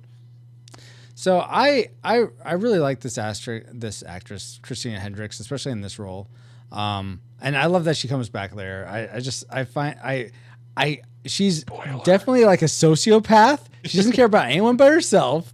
But I like how Mal is sort of juxtaposed against that, because he's very honor bound. He cares about his honor. He cares about doing the right thing, even though he's an outlaw. He's like sort of Robin Hood type character, I'd say, in a lot of ways. And I really appreciate sort of those two sort of squaring off. Oh, yeah. And I think one of the things that I love that. I love a lot about this. So I was going to talk about Shepherd Book and the special hell, and I thought that was funny. But I will say I just like how Mal is like really struggling to just like, you know what, I'm not going to take advantage of you because I didn't mean to marry you, and so I'm not going to like lean into that. And then it's just like eventually it's like he can't stand it, and that's when he like drops. So I'm glad. I just like how the whole thing happens. But especially the thing, I know I'm just going gushing about Firefly. I love at the end how he says how the reason he succeeds is because he is part of this family. He has people he's working with. He's not just soloing it, which I think that's something that so many people is like feel like they can just do things on their own and they'll be okay. But no, you need a community of people around you to really succeed. That's why you guys are so awesome. Paul and Dallas, and also you rewinders at home. or wherever you're at right now. You know, I was going to call you out for picking more than one thing as your classic maker, but since you threw that compliment in, I'm going to let it slide. Thank you, XO. All right, but maybe what wouldn't you let slide about this episode of Firefly? The thing you hated most about it. Let's start with Paul. One of the thing that I didn't like most, my tragic maker for this episode, is it says it quotes the Bible when it doesn't, which is frustrating because in a previous episode they quoted the Bible about you should not suffer a witch to live, and that's actually in the Bible. And this time they're quoting a passage they say is from the Bible, and it's not. And it's not at all. I mean, that's not something that I don't think anybody should be toying with in that manner. If you're going to quote the Bible, quote the Bible. If not, then yeah, that makes sense. I mean, it sounds like it could be in Song of Solomon, but it's not at all. Not. No. It's not. Yeah. So that's fair. I mean, though I think that goes to her plain people. And like if she were to do that to Shepherd Book, he would know, look, that's not in the Bible. I mean, I would like to think that he, knowing the word, would be like, that's not in the Bible. What are you talking about? It sounded like I was thinking that maybe that their Bible on that planet is different. That's why Mal goes, oh wow, good Bible. Like it's different depending on where you live.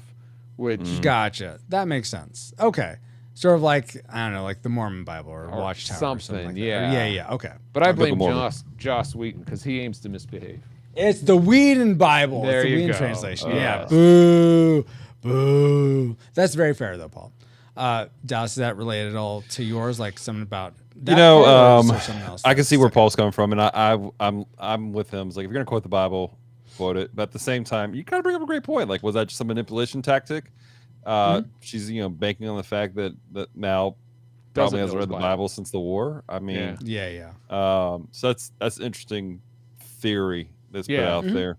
A Firefly theory. Thanks for listening. All right, end of show, guys, ladies. So, as far as for me, this is my one constant dislike for Firefly, and I feel bad because it's general. It's the CG. Especially on the does planet. not hold up well. What are you talking about? I don't think it held up well fantastic. for even back then. I mean, I feel like Andromeda came out about the same time. And you think Andromeda looks better? I think so. I think the ship looked I mean, better. That's fair. It's been a long time since I've seen it, but just thinking about other things like Star Trek: Next Generation, the Enterprise. Take that, compare that to Firefly, which came out years later, and it's just like, I mean, they probably didn't have the budget, but I get what you're saying. It's a little different because you're comparing an actual, because I think they are still using an actual model during Next Generation versus a complete CG. Thing. I could be wrong, but so much of the show was so practical. I feel like they could have just gone with a model. And for a lot of that. Now, granted, that would have been difficult for things like the web thing and all that kind of stuff. Oh, we've been corrected. Andromeda came out 2005. So and this came out in 2002. So it's contemporary to it. Yeah, sorry. Yeah. So, I thought you were going to say, like, here it is, the 6th episode, and I don't see a big, fiery, shiny butt on a firefly with its wings glowing. Yelling at me. Get from Shreveport. Yeah. Wow. Mon chéri. Wow, guys. That's a Disney reference, Francisco, in case you missed that. I did miss it. I don't know what you're talking about. Anyway, the thing I would have liked to have missed from this episode, is that how I would phrase it? Or this episode should have missed? Whatever. The thing I don't like about this episode, I'll say that, is that I feel like they don't utilize a lot of the crew. Like River and Simon are very downplayed. Jane, well, I think they may be the only ones because Jane has Vera, which I really love that whole bit. That was so funny. Shepherd Book has Special Hell. Inara has this spat with, because, and I think it's saying up that she's actually jealous that he got married because she does have a fire for him. A fire? Is that what you say? When you have a flame. Yeah, a flame for him. Thank you. Yes, a firefly for him. Exactly. Yes. And Selka says, yes, TNG did use a model for the Enterprise and other ships. I knew it. I knew it. But where is it going? So I guess Actually, I guess that's not really much of a dislike because Simon and River aren't like my favorite characters or anything. So I guess I just felt like it was. It's Joss Whedon. He's normally good with like collaborations between an ensemble cast, and he didn't use all his moving parts like he normally does. Yeah, I guess I just would have liked them to have been feel like they're more part of it. I think Simon said, "Who's the new recruit?" And that was it. Yeah. River had one line. I wonder. I don't even remember River's line. I don't remember either. I remember her on screen. I wasn't paying attention. I think she just walked into the room, and that was about it. Hopefully, she got paid just as much as everyone. I mean, that's fine because they were the last episode safe. They were the main people there. There's somebody they needed to break. Ebbs and flows. That was the whole thing with that show. Like this was early on in the. This was not meant to be late in the series. It was supposed to be like halfway through the first season, through the halfway mark of the first season. Right. So all those stories were building blocks were supposed to lead up to some stuff. So it made sense for that to have a lot of everybody and everything. Yeah, that makes sense. Everyone was going to have their hero story. Essentially, like next time, Janestown. I hope I'm right that we're finally to Janestown, so Paul can hear how my intro is exactly like Janestown's intro. Yes, it is. Then I don't look forward to the next episode.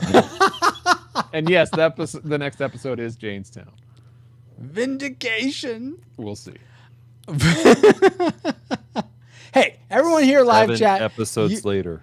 You tell me why. You tell Paul that the intro for the little bumper for this Firefly section, you love it. It's the best thing you've ever heard. You tell him that. You could have went with something like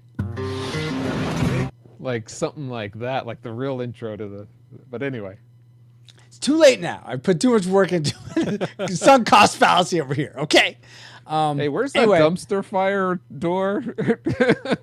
That's right. It's just to the left of the bay doors. Okay. Yep.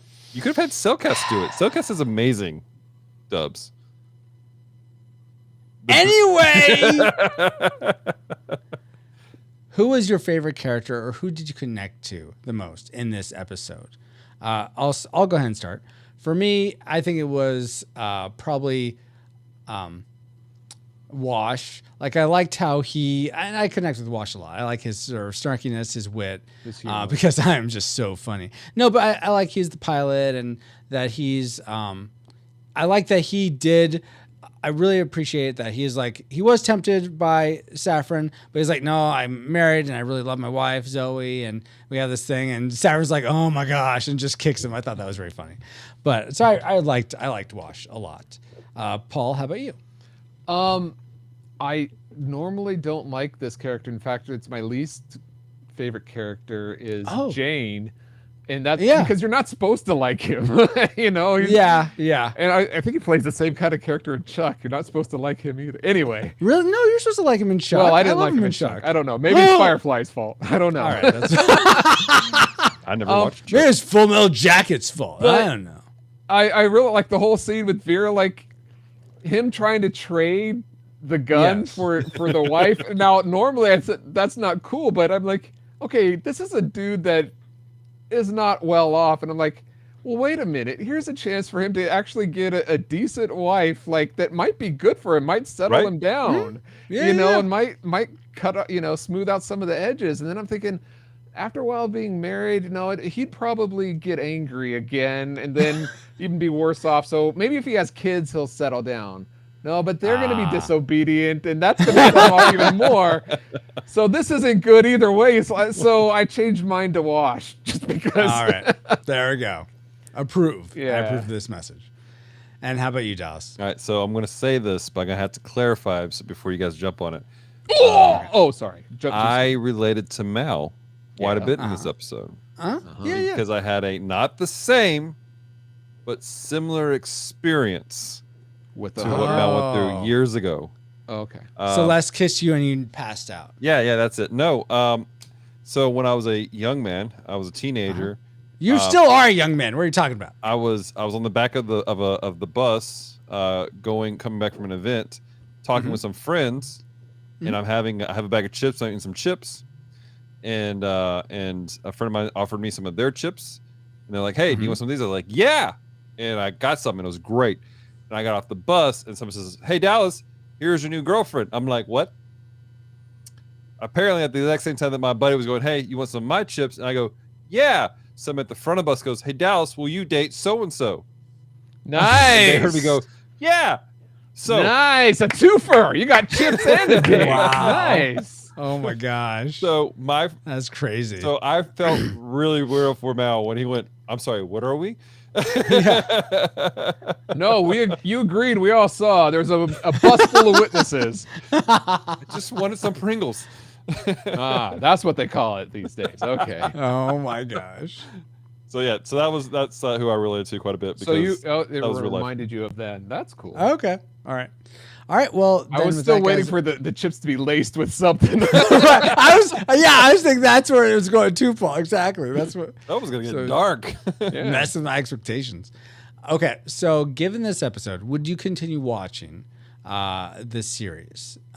If Dallas, how about you? Oh heck yeah. Okay, heck yeah. Paul, how about you? Yeah, I thought it was fun. I'd give it another go. I would as well. So with that, guys, thank you so much for listening to this review of Firefly. And until next time, stay shiny. And good night. Don't let the space bugs bite. Alrighty, guys. So if either of you have to use the restroom or take a break before we start our spiritual speculation, do it now. Get to the chopper. The bridge is out. No? Is that a no for you, Dallas? All right, I'll push through. This will make it more interesting. Are you okay, man? Yeah. They'll put me on edge more. Weird. Oh my gosh. You should see my lazy eye. It doesn't know where to stay. All right. And Paul, you said you have one, right? Yeah. I'm trying to look up the Bible verses. Right now I have Elisha and the two bears in 2 Kings. So what is it? So Elisha called two bears to go kill some kids that were like tormenting him or something. Yeah. They're picking on him because he was bald. Yeah, that's his solution. Wow. And it said 2 female bears came out.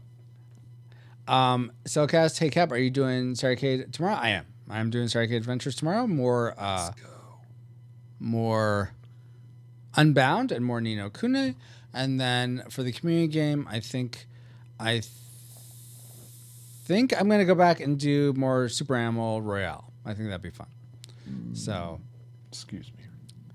You are excused, I guess. What's that about? Right. Dang it, now I'm burping. Thanks a lot, Paul. You're passing it on to me. You're welcome. Let me know when you're ready, Paul. All right.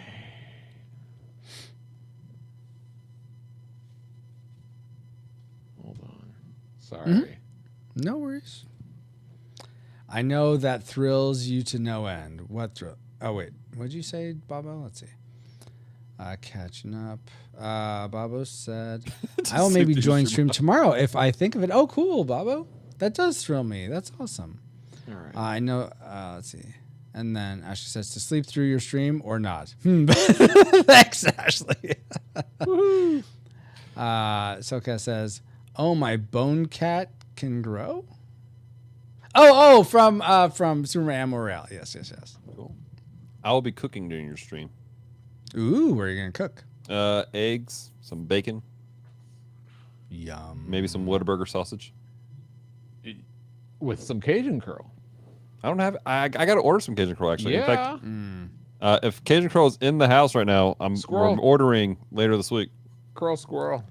I don't think he was squirrel curl. Yeah. Let's see. Okay, I'm ready. Nope. Toast, Bobo. Guys. Nope. Eggs and bacon tacos. Ooh, tacos. Tacos.com. Make sure you toast that sandwich and deliver it to the bald boy. Oh my gosh. You said you were ready, Paul? Yeah. Okay. 3, This 2. stream sponsored by PaulJPowers.com. That was not me this time. Welcome, rewinders. Dang it! Welcome, new listeners. No, that's not it either. Welcome, Reflex Capacitors, to another spiritual speculation where we talk about the spiritual themes that watching the movies and playing the games we cover on the podcast prompt us to think about. This time we're going to be talking about all the the myriad of spiritual things that are within the peanut butter solution, I'm sure. So if you did not listen to that review and you're like, found this somehow, you're like, what? You reviewed that movie? You can go check it out at retrorewindpodcast.com/252. But you don't have to listen to that review to listen to this, though sometimes the humor carries over. All right, let's go around real quick and say who we are, what our beliefs were growing up, and what we currently believe today. My name is Francisco. I was raised Presbyterian and currently a non-denominational Protestant Christian. Dallas. Hi, I'm Dallas. I was raised everything in between, and I'm currently an Assembly of God minister. Nice. Awesome. And Paul. Sorry to bore you, but when I was young, I crawled into an old abandoned house, got the fright, and scared my hair away. And I've been looking for a solution, and I found Jesus. Ah, nice. And then the hair grew on your face instead of your head. Yeah, but I've also been growing spiritually, and that's what matters more. Okay. Wow. Okay. Actually, that does matter more. Good point. Anyway, I don't know why I wowed that. Wow. Paul. Way to wow my wow. What? Wow. Prompted you, in a spiritual sense, from watching the Peanut Butter Solution? Okay, so this little boy got scared, and his hair fell out. They called it the fright. And it started me thinking about, what the Bible says about fear. And, there's these verses that say, do not fear, for I am with you. Do not be dismayed. I am your God. And there's a lot of fears. For example, 2 Timothy 1:7 said, God hasn't given us a spirit of fear, but of power and love. So I'm wondering, how do you reconcile, or when people ask this, what would you say to them? The other verses that say to fear God above all else. So on one hand, we're supposed to fear God, but on the other hand, God didn't give us a spirit of fear. So how do you reconcile those two fears? I would have to go to the lexicon. Do you have the verses by any chance? 2 Timothy 1:7. 2 Timothy 1. If I can find the thing. Okay. And there's like 7 30 plus lexicon. verses throughout the Old and New Testament that say fear God. Okay. So, and then there's 2 Timothy what? 2 Timothy 1:7. Oh, 1:7. And then Bible Hub. Okay. And we're comparing this against fear God, right? Yeah. The Lord. Okay, I'm going to go Deuteronomy 6:13. Ooh. Fear the Lord your God, serve him only, and take your oaths in his name. That's an example. Okay. There's plenty of those. All right. So, or what's that in the was it the Book of Acts where somebody lied and the apostle called them out and they fell down dead, and then the spirit of the Ananias Lord and Sapphira? Yeah, then the spirit of the Lord captured the fear of the Lord captured the community. It's kind of like, we need to be wary of this. Okay, let me look that one up too, because that'd be Greek to Greek as opposed to Greek and Hebrew. Oh, wow, we're getting technical here. Well, we are. I mean, good. Why not? We got a minister in the house. We got to make sure we cross our T's. Right. Yeah, me and Paul are trying to look good to Dallas. Don't excommunicate us, Dallas. and dot our Greek letters. What was that? I'm not Catholic. Oh, okay. I know. Apparently, you're not Greek either, from what I heard. Yeah. I don't know. So I would do, Paul, first off, I point people to Proverbs 1:7, which says, the fear of the Lord is the beginning of knowledge. Fools despise wisdom and instruction. There we go. And the context of that, when you look at it, it's not talking about I'm scared of them, but it's a matter of it's a reverence and awe that you're bringing to the conversation of who God is. I relate it often to the conversation of fearing your parents. Now, legitimately, and before somebody gets triggered here, there's some people that have some terrible parents that you legitimately are scared of them.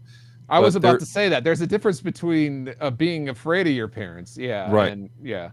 But one of the meanings of fear, which is the Hebrew is yirah in that passage, it means awesome. There's an awe that comes with it. Now, awesome it's completely misused in modern language. We're like, oh, this is an awesome hot dog. The hot dog does not cause me to go. Yeah. It's an amazing We're not in awe of a hot dog. Well, it depends on the hot dog, but I know I'm in what awe you of the mean. dude who shoved Those down Hebrew 75 National of them. holy hot dogs are really awe-inspiring. But it's an awe. There's a reverence, and so that's the thing, and that's part of the problem that we have with our language as English speakers is so much of the biblical text. There's multiple versions of a word, and then there's syntax that takes place with them that bring out the appropriate meaning in the translation. Whereas here we're like, love. Well, I love my dog, but not like I love my wife. And ice cream. Yeah, I love ice cream. So can you? I love tacos. In fact, I'm gonna legit. Here we go. We're getting serious now when Dallas is talking about tacos. Here we go. I legit told my wife one day when we were dating, it's like, I love you more than I love tacos, and that's saying quite a bit. You don't even know yet, but one day you will. Oh, she knew at that point. Hey, Dallas, would you mind also looking up Ecclesiastes 12 verse 13? Unless you have that, I got some stuff to share. No, but I got about some the things Hebrew. to share. What if the Hebrew of the same word of fear is there that you mentioned before in the previous passage? Oh, so I have the two Greeks. If that. Okay, yeah, no, we're getting there. First, we're talking Hebrews. Okay. All right, that's fair. That's fair. I do have the Hebrew for Deuteronomy of fear fear God. So while Dallas is looking up Ecclesiastes 12:13, what do you have, Francisco? So this is Deuteronomy 6:13. You shall fear the Lord your God, and you shall worship him and swear by his name. So to fear is the Hebrew tirah, which is that's what it means, to fear. It doesn't have anything else associated. Aha! So that's a different fear word than Dallas had. Yeah. So yes, I believe so. I've lost it somehow. Ecclesiastes what? Ecclesiastes chapter 12, verse 13. Okay. Looking that Father up. fear. Okay, so it's using H3372, which is Yara, which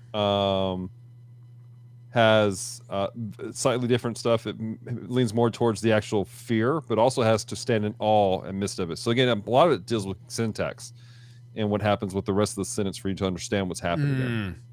Oh, the context of it, whether it means fear or awe or something like that. Okay, that makes sense. So, all right, let's go into the Greek, Francisco. Is one of them Philippians 2? I don't have that. I can get that one. Yeah, Philippians 2, 12, and 13. I'm trying to figure out if it's 12 or 13. I think it's 12. It's the one where you work out your salvation with fear and trembling. Because some people, rightly or maybe incorrectly think trembling and fear together means like, oh, I'm shaking. It's that kind of fear rather than just reverence. You know what I mean? It was Philippians what? Philippians 2:12. I'm not gonna lie, I was trembling on my wedding day when I saw my wife coming down. And it wasn't because I was scared. Weren't you? Weren't you scared? Well, is it because you were lacking tacos at that time? Nourishment. So legitimately, I was on the onset of getting the flu. So no! That's why you were trembling. Our second meal as husband and wife. Our first meal was at Wendy's. Our second meal was later that night when we had to go to Walmart to buy me meds and chicken noodle soup. Oh. I don't even remember our first full day being married. Wait, Philippians 12 too? So no, there's no switch that 2:12. Oh, okay. I'm like, there's no. It keeps giving me nothing. I'm like, wait, there isn't. There's only like 4 chapters in Philippians. Okay, aha! You caught me. Question. You're using the Saffron translation, the Joss Whedon translation. Yeah, that's using what's the going Passion translation. Oh my word. Okay, so here we go. Come on, give me a little lexicon. All right, here we go. So now I have 3. I have Timothy 1:7, Acts 5:11, and Philippians. All right, let's hear them. 2:12. Okay, so we'll start with We'll start. Which one do you want to start with? It Paul? doesn't matter. Your choice. Second Timothy for 1 verse 7. For the verses, for God has not given us a spirit of fear. Yes. In this translation, it says timidity, but fear, but a power of love and discipline. And that word for fear is delias, which is cowardice. Ooh, so don't be a coward. Don't be a coward. Or God hasn't given us a spirit of cowardice. Interesting. Yeah.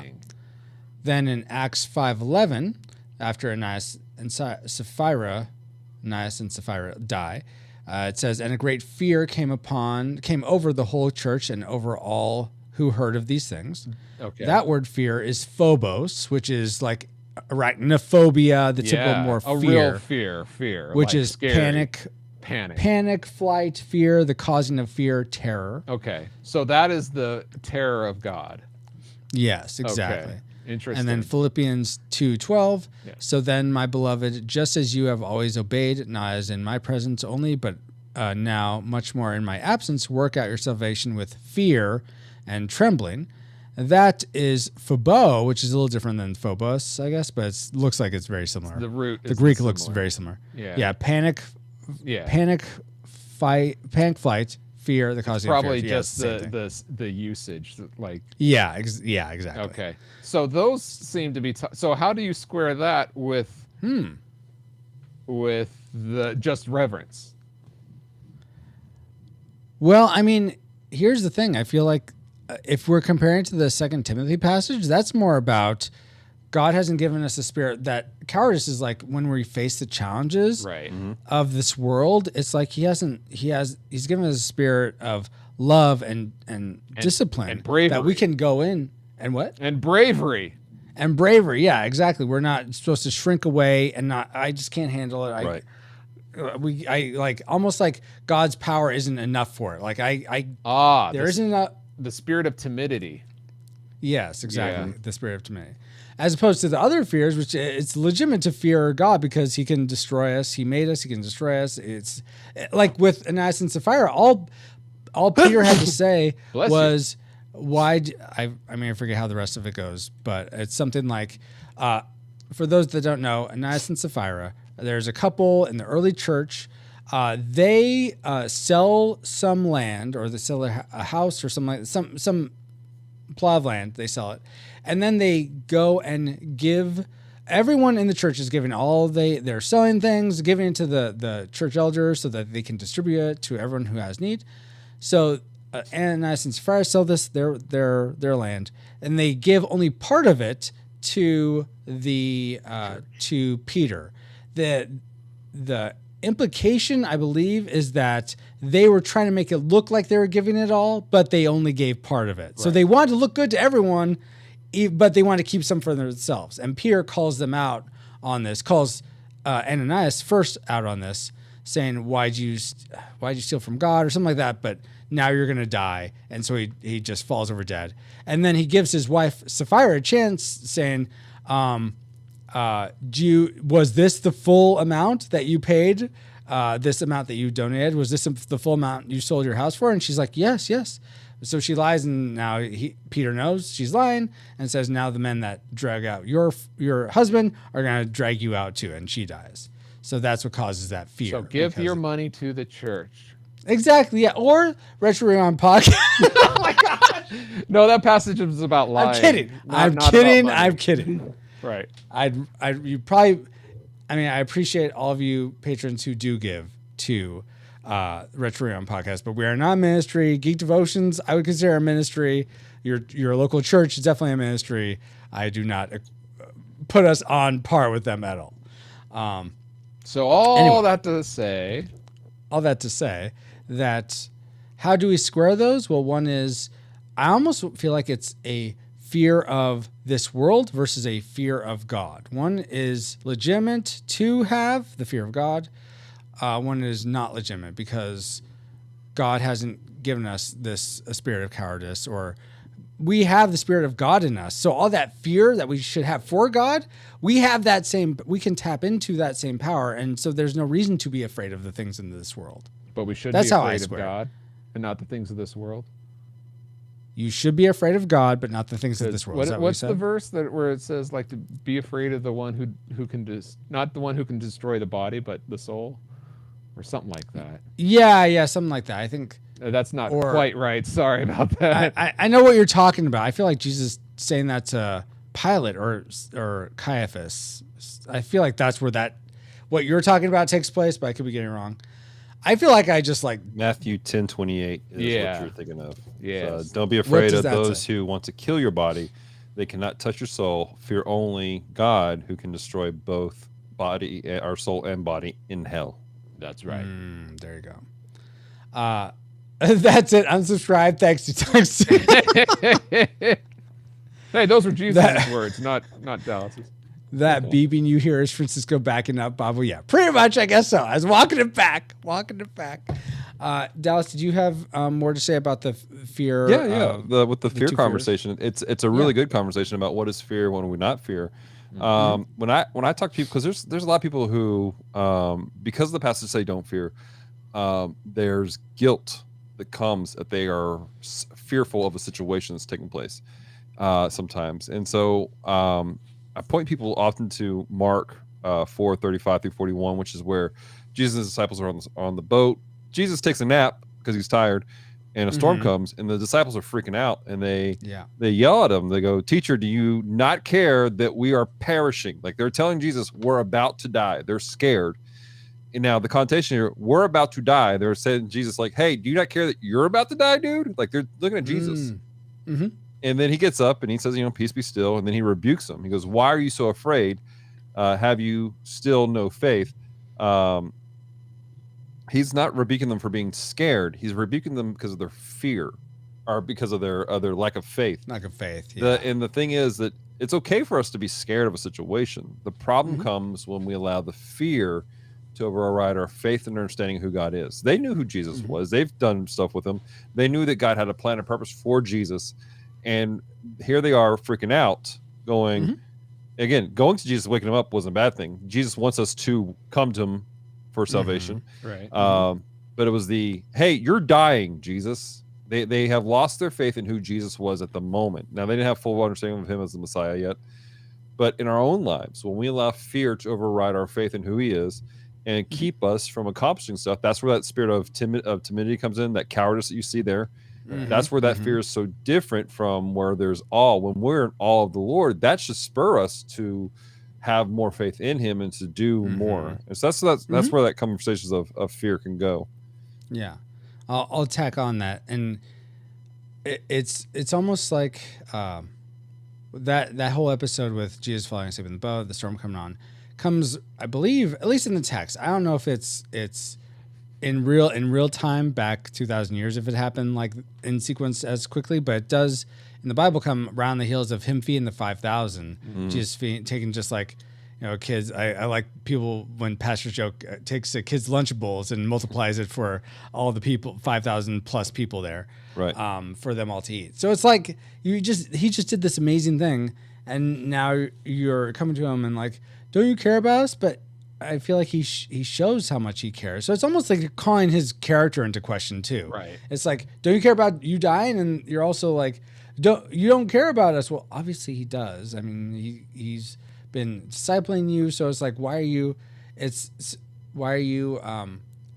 letting your it's almost, they are letting their cowardice override their trust in him, which I think we all have that battle a lot of the time, because Jesus is not, his Holy Spirit is here with us that are believers, but he's not present in corporeal form. So it's hard to just sort of hang on to him when all the stuff that is here is like hitting us in the face. But yeah, totally. Is that confusing, Paul? I'm just trying to read your expression. Okay. No, I have had several conversations about this with different people at different times. So I was thinking back about during that time. Okay. Is there anything that what we've said that conflicts with something you've heard? No, it seems to be confirming. I think one of the problems, I think that the church, the big global church, capital C, that one of our problems today, and I think that it's only going to get worse, is that we don't have enough fear of God. It's just like, that's a good point. It's allows us to continue sinning when we should not sin. I think we need to get back to a balanced view of what it means to fear God. I think that's a key word right there, balance, because there was a time frame where preachers thought that they were the ones in charge of convicting people rather than Holy Spirit convicting people. Yeah. And there was a fear that unfortunately the church, Big C, did put out that was unholy and inappropriate and integrate. And some of it was birthed in good intentions. Sure. And you had some great things. And God still used it for his glory. You know, he brought a lot of people in. You know, but the holiness movement came out of that whole conversations. There's so great roots in there.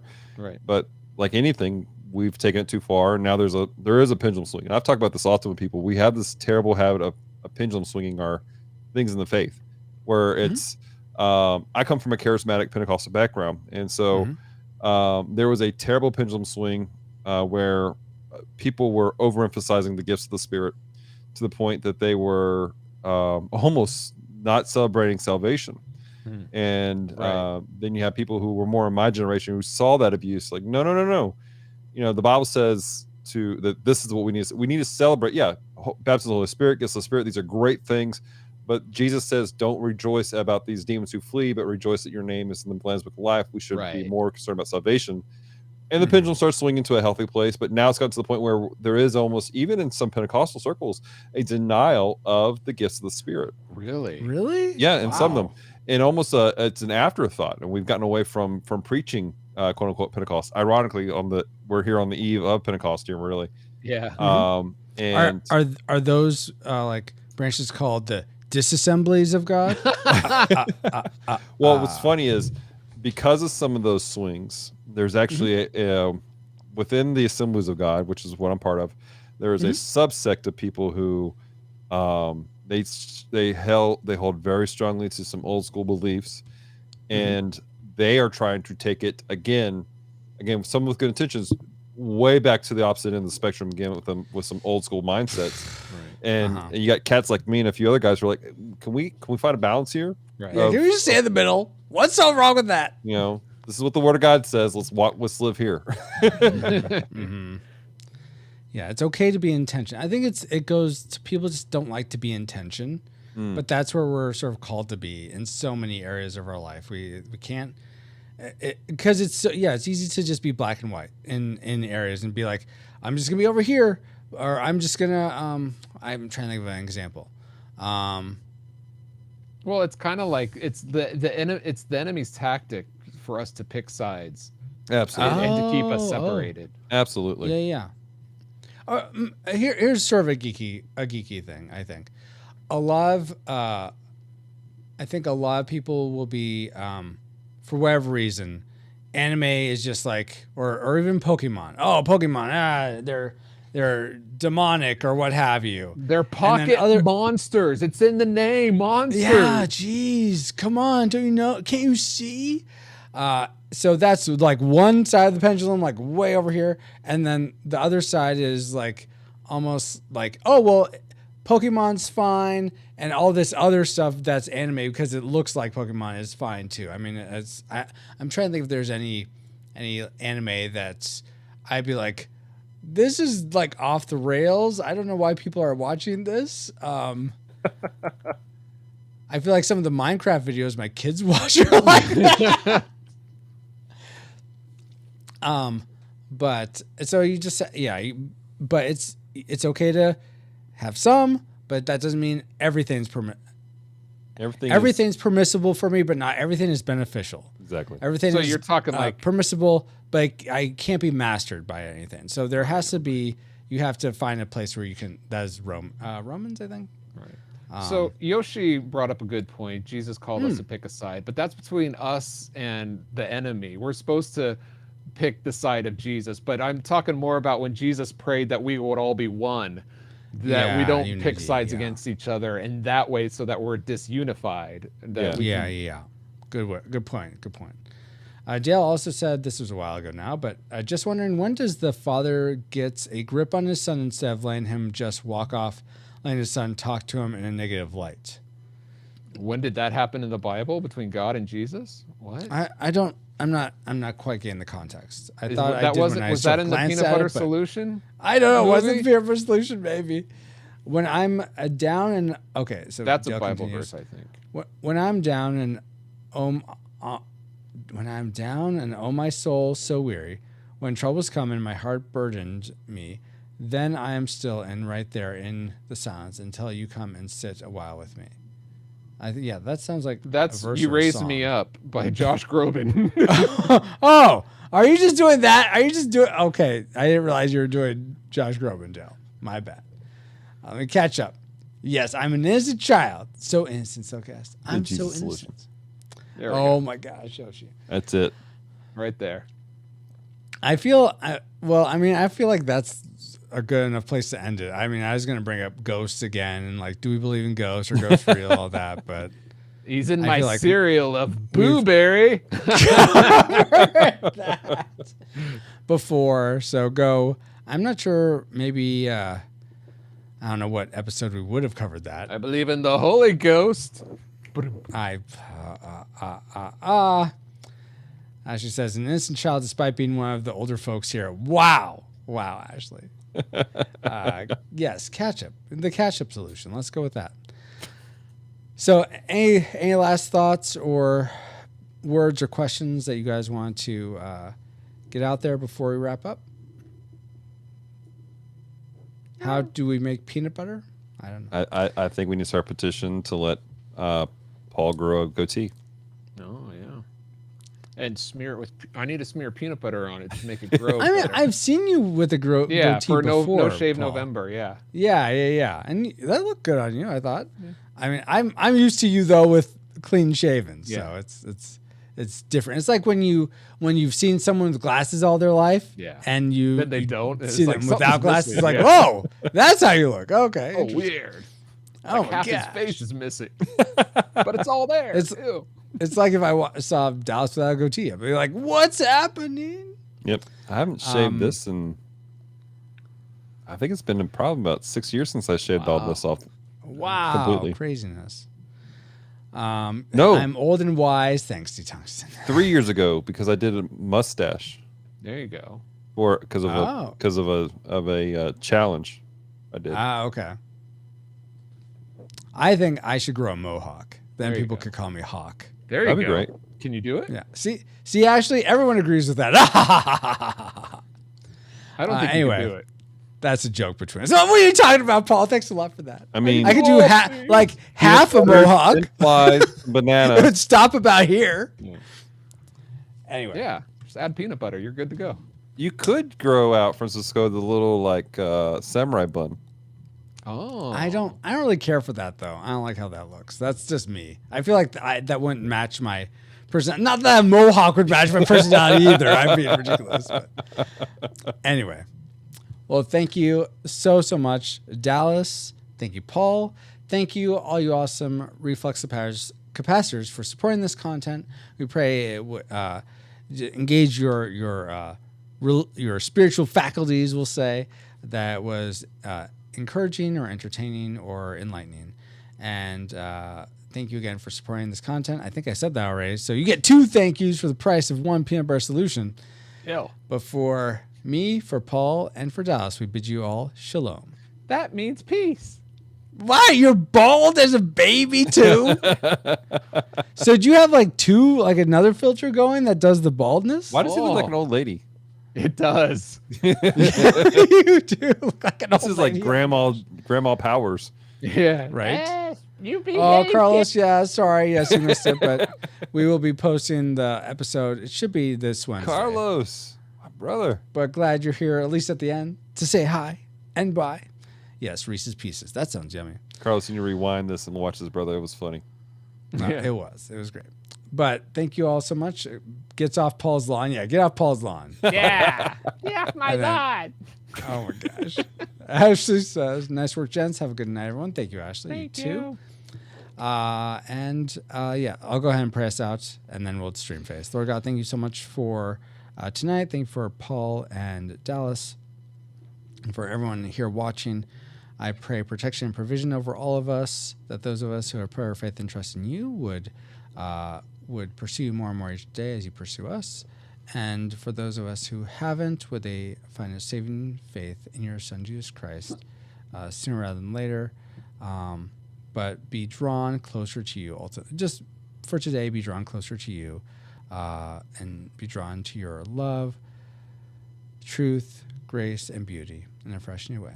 I pray all these things in the name of your Son, Jesus Christ, who left all majesty to come down into our depravity, live the life we went, teach us how we could, conquering sin, overcoming death, being raised again to the Father, making a way for us all where there wasn't one before. Amen.